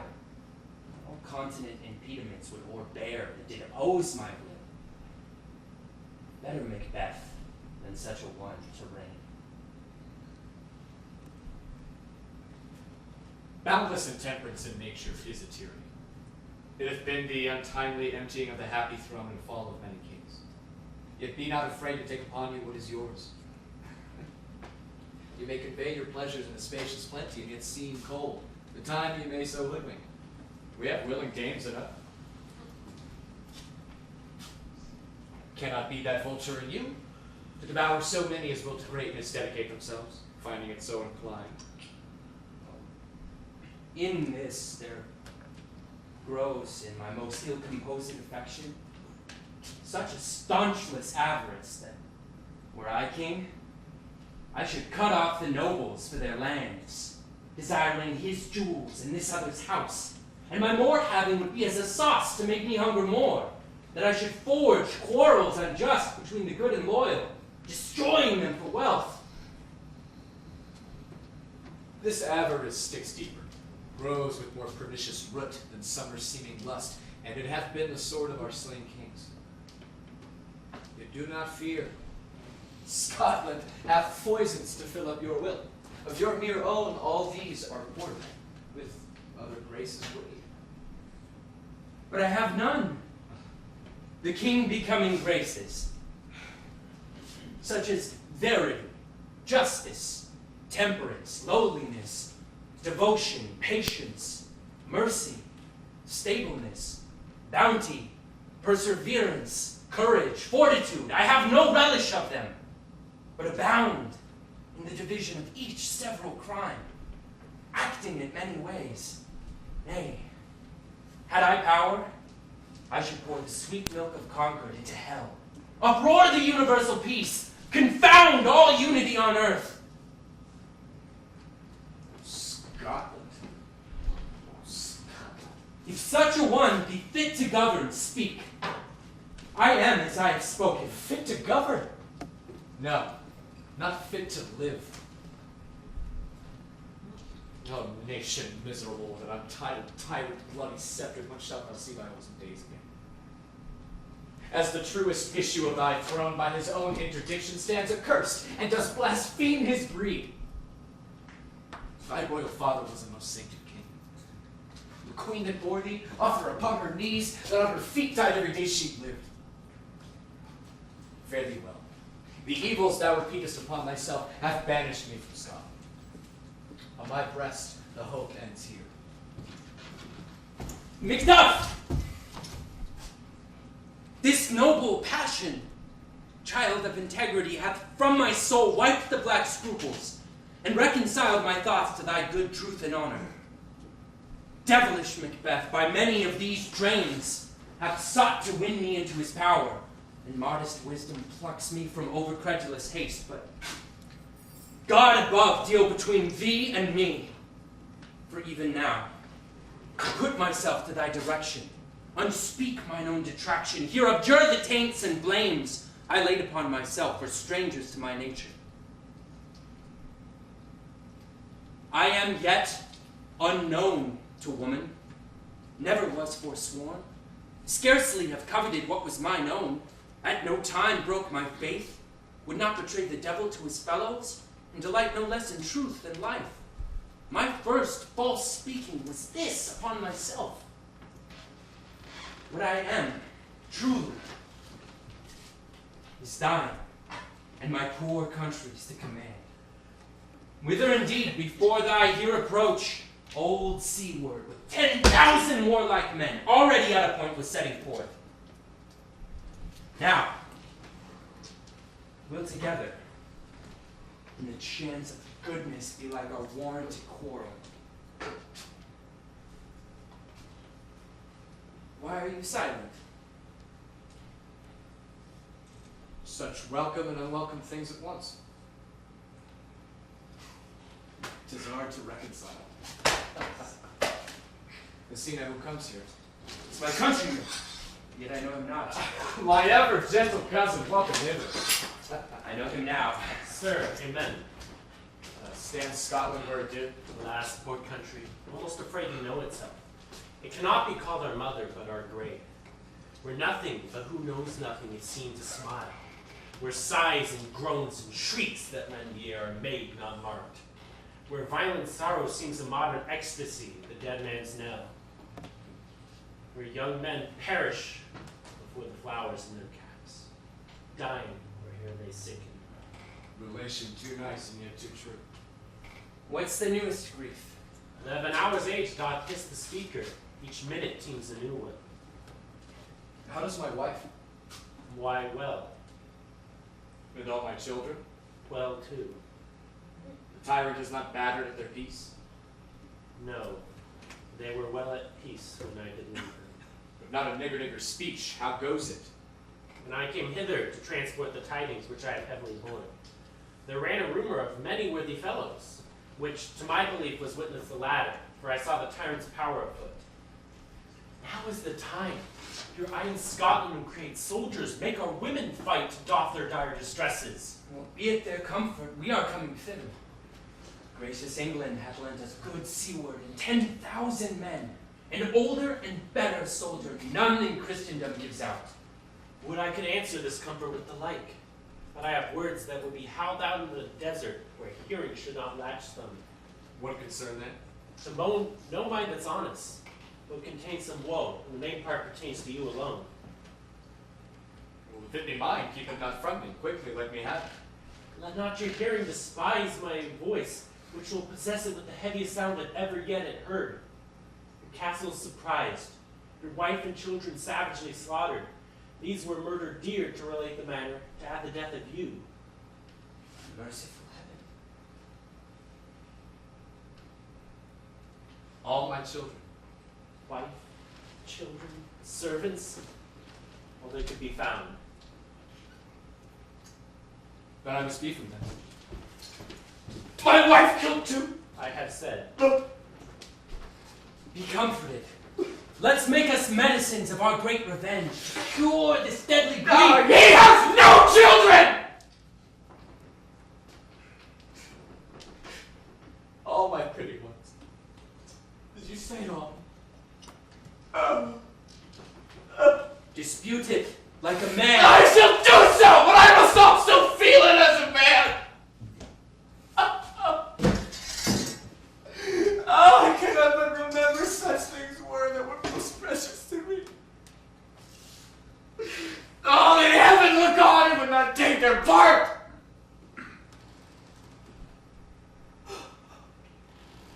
Oh, sinful Macduff! Oh, they were all struck for thee! Oh, not that I am, not for their own demerits, but for mine, they'll slaughter on their souls. Oh, heaven rest them now.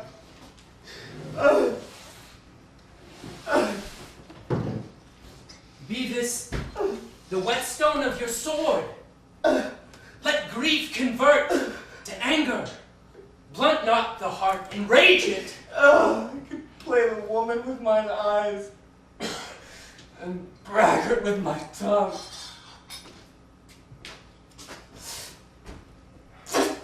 Gentle heavens, cut short all intermission. Front to front, bring out this chain of Scotland and myself, and with my sword like seven, and every skein I've been forgiven to. This tune goes manly. Come. Go we to the king. Our power is ready. Our lack is nothing but our leave. Macbeth is ripe for shaking. Powers above put on their instruments. Receive what cheer you may. The night is long that never finds the day.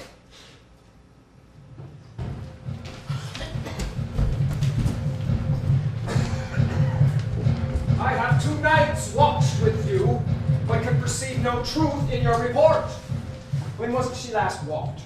Since His Majesty went into the field, I have seen her rise from her bed, throw her nightgown upon her, unlock her closet, take forth paper, fold it, write upon it, read it, afterwards seal it, and then again return to bed, yet all this done while in a most past sleep. A great perturbation in nature to receive at once the benefit of sleep and do the effect of watching.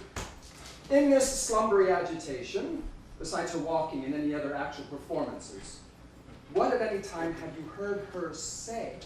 That, sir, which I will not report after her. You may to me, it is most meet that you should. Neither to you nor anyone, having no witness to confirm my speech. Lo, you, here she comes. This is her very guise, and upon my life, fast asleep. Observe her. Stand close. How came she by that light? Why, it stood by her. She has light by her continually. 'Tis her command. See, her eyes are open. Aye, but their sense is shut. What is it she does now? Look how she rubs her hands. Oh, it is an accustomed action with her, to seem thus washing her hands. I have known her continue with this for 1/4 of an hour. Here's a spot. She speaks. I will set down what comes from her to satisfy my remembrance so strongly. Spot. Out, I say.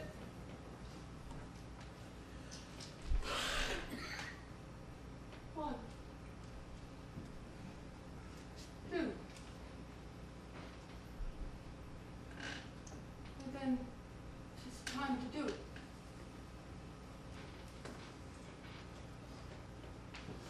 Hell is working. Fie, my lord, fie. A soldier interfere? What need we fear who knows it when none can call our power to account? And yet,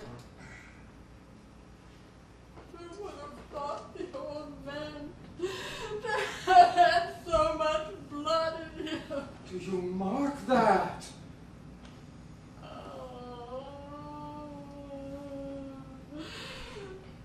Maiden Fife had a wife. Where is she now?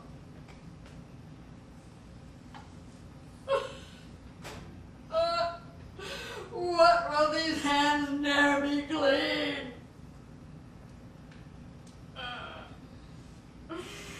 Enough of that, my lord, enough of that. We mar all with this starting. Go to. You have known what you should not. She has spoke what she should not, I am sure of that. Heaven knows what she has known. Here's the smell of the blood still. Oh, the perfumes of Arabia will not sweeten this little hand.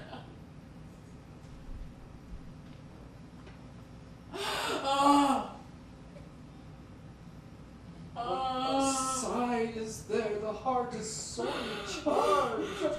I would not have such a heart in my bosom for the dignity of the whole party. Oh, well. God pray me, sir. This disease is beyond my practice. Yet I have known those which have walked in their sleep who have died wholly in their beds.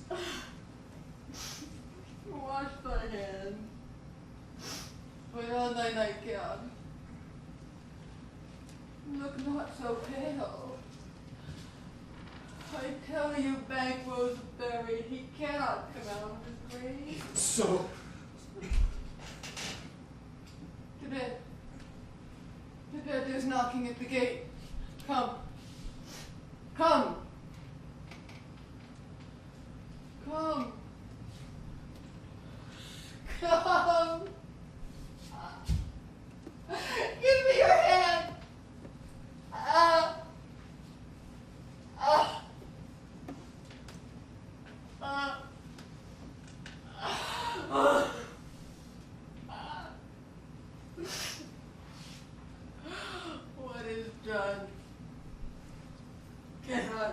undone.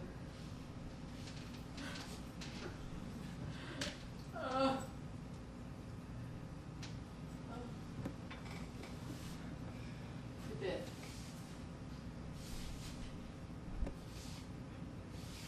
Bed.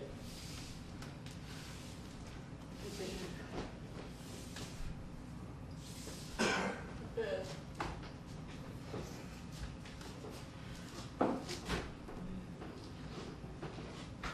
Will she go now to bed?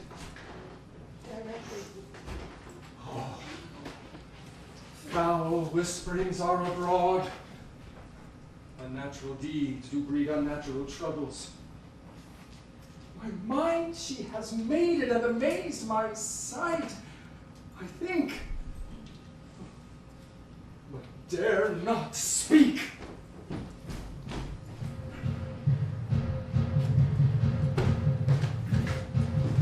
The English power is near.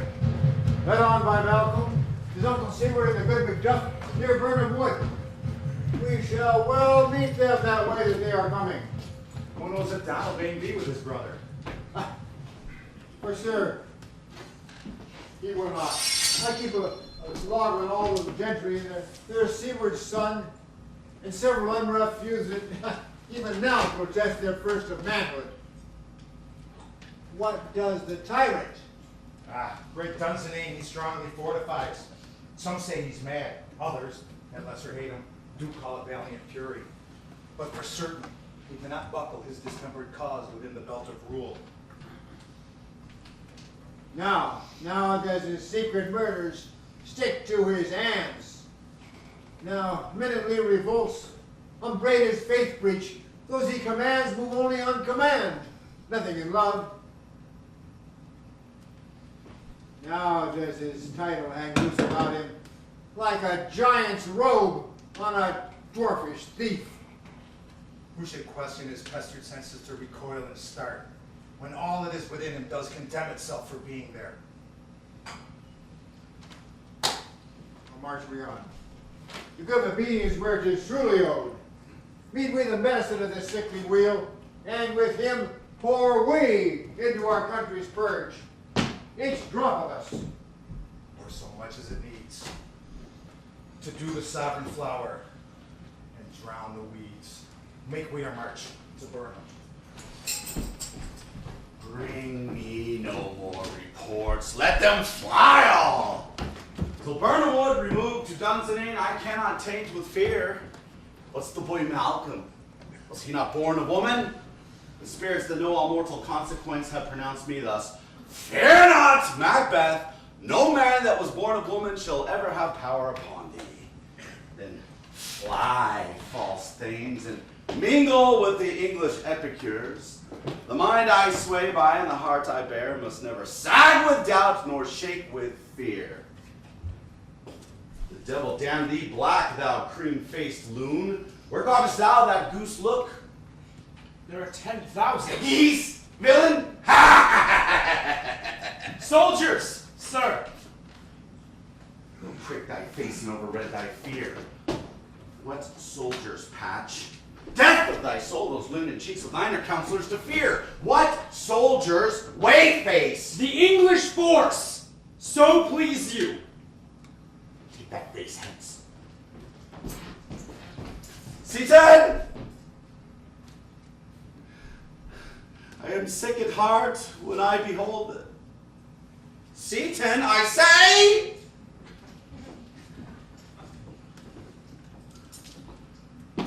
This push will cheer me ever, or deceit me now. I have lived long enough. My way of life has fallen into the sear, the yellow leaf, and that which should accompany old age is honor, love, obedience, troops of friends I must not look to have, but in their stead, curses. Not loud, but deep, mouth-honored breath, which the poor heart would fain deny, but dare not. Seated! What is your gracious pleasure? What news more? All is confirmed that has been reported. I'll fight, to From my bones my flesh be hacked. Give me my armor. It is not needed. I'll put it on. Send out more horses, stir the country round, hang those that talk of fear. Give me mine armor! How does your patient, doctor? Not so sick, my lord, as she is troubled by thick-coming fancies that keep her from her rest. Cure her of that. Canst thou not minister to a mind diseased? Therein the patient must minister to himself. Throw physic to the dogs, I'll none of it. Come, give me my armor, give me my staff. Seaton, send out. Doctor, the things fly from me. Come, sir, dispatch! If thou couldst, doctor, cast the water of my land, find her disease, and purge it to a sound and pristine health, I would applaud thee to the very echo that should applaud again. Pull it off, I say. What rhubarb, chyme, or purgative drug would scour these English hence? Hearest thou of them? Aye, my good lord, your royal preparation makes us hear something. Bring it after me. I will not be afraid of death and bane, till Burnham Wood come to Dunsinane. Were I from Dunsinane away and clear, prophet again should hardly draw me here.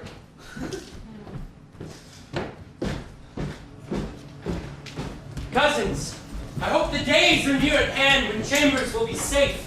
We doubted nothing. But what is this before us? What a Burnham. Let every soldier hew him down a bough and bear it before him. Thereby shall we shadow the numbers of our host and make discovery ere in report of us. We learn no other but the confident tyrant keeps still in Dunsinane, and shall endure our sitting down before it. 'Tis his main hope. For where there is advantage to be given, both more and less have given him the revolt. And none serve with him but constrained things, whose hearts are absent too. Let our just censures attend the true event, and put we on industrious soldiership. The time approaches that will with due decision make us know what we shall say we have and what we owe. Speculative thoughts their unsure hopes relate, but certain issues. Strokes must arbitrate. Therefore, advance the war! Hang out the banners on the outward walls. The cry is still they come. Our castle's strength will laugh a siege to scorn. Here let them lie till famine and the ague eat them up. Were they not forced with those that should be ours, we might have met them dareful beard to beard and beat them backward home. Oh, no! What is that noise?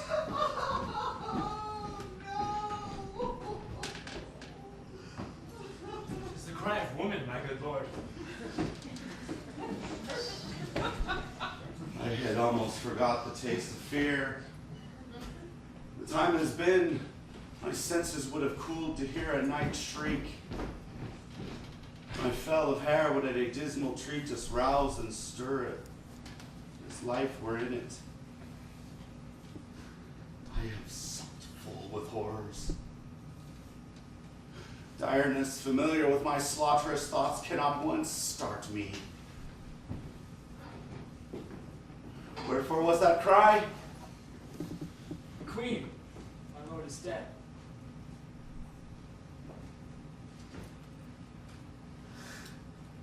She should have died hereafter. There would have been a time for such a word. Tomorrow. And tomorrow. And tomorrow. Creeps in this petty pace from day to day. Get all our yesterdays of light and fools away to dusty death.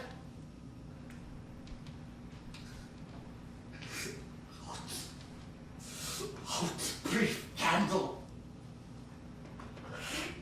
Life is but a walking shadow.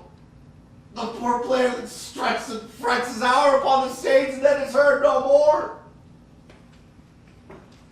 It is a tale told by an idiot, full of sound and fury, signifying nothing. Thou comest to use thy tongue, thy story quickly. I should report that which I say I saw, but know not how to do it.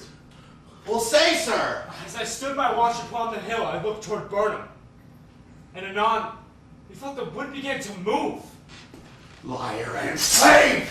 Let me endure your wrath if it be not so. Within this 3 mile, you may see it coming. I say a moving grove. If thou speakest false, upon the next tree shalt thou hang alive, till famine cling thee. If thy speech be sooth, I care not if thou dost for me as much. I pull in resolution and begin to doubt the equivocation of the fiend that lies like truth. Fear not till Burnham Wood comes towards Dunsinane. And now a wood comes towards Dunsinane. Arm it out. If that which he avouches does appear, there's nor flying hence nor tarrying here. Begin to be weary of the sun, and wish the estates of the world were now undone. Ring the alarm bell. Blow wind. Come rack. At least we'll die with harness on our backs. Now! Near enough! You leafy screens throw down and show like those you are! You, worthy uncle, lead our first charge. Worthy Macduff and we will take upon us what else remains to do, according to our order. Do we but find the tyrant's power tonight? Let us be beaten if we cannot fight! Make all our trumpets speak! Give them all breath! Those clamorous harbingers of blood and death! They have tied me to a stake. I cannot fly. A bear like I must fight the course. What's he that was not born of woman? Such one am I to fear or none. What is thy name? Thou'lt be afraid to hear it. No, though thou call'st thyself a hotter name than any is in hell. My name's Macbeth. The devil himself could not pronounce a title more evil to mine ear. No, nor more fearful. Thou liest! Abhorred tyrants! With my sword I'll prove the lie thou speaks!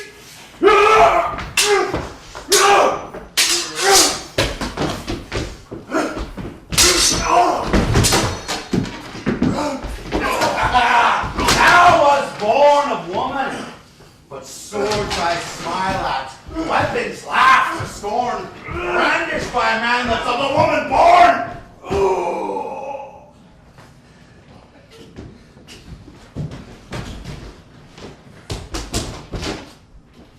Oh, that made a noise.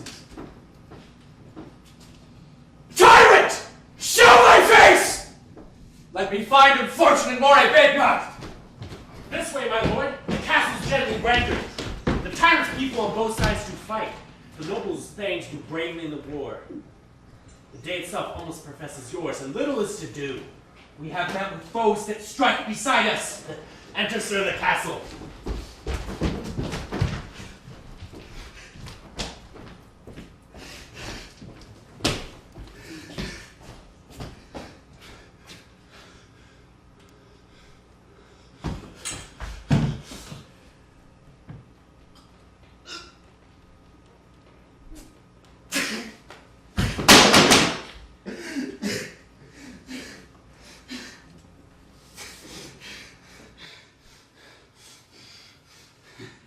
Why should I play the Roman fool and die upon mine own sword? Whilst I see lives, the gashes do better upon them. Turn, hellhound, turn!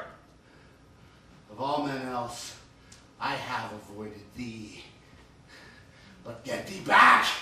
My soul is too much charged with the blood of thine already. I have no words! My voice is in my sword, thou bloodier villain the Turks can give thee out!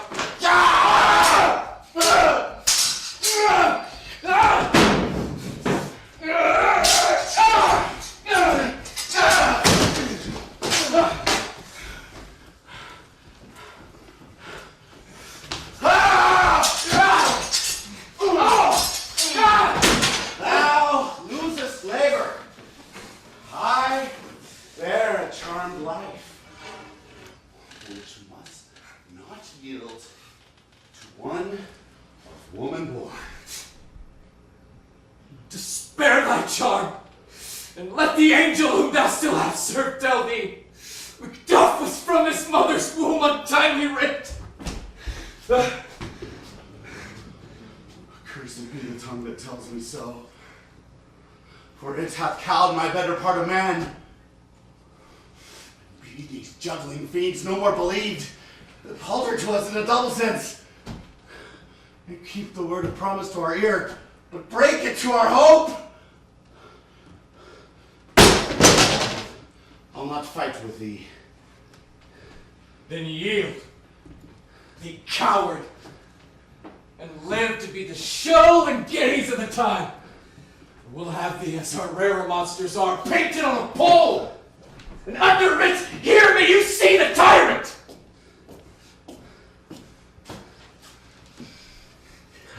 I will not yield to kiss the ground before young Malcolm's feet, or to be baited with a rabble's curse.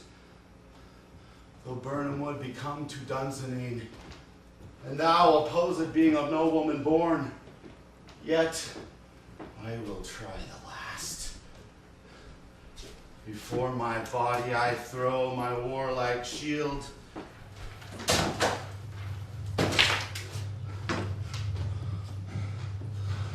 Lay on, Macduff, and damned be him that first cries, hold! Enough!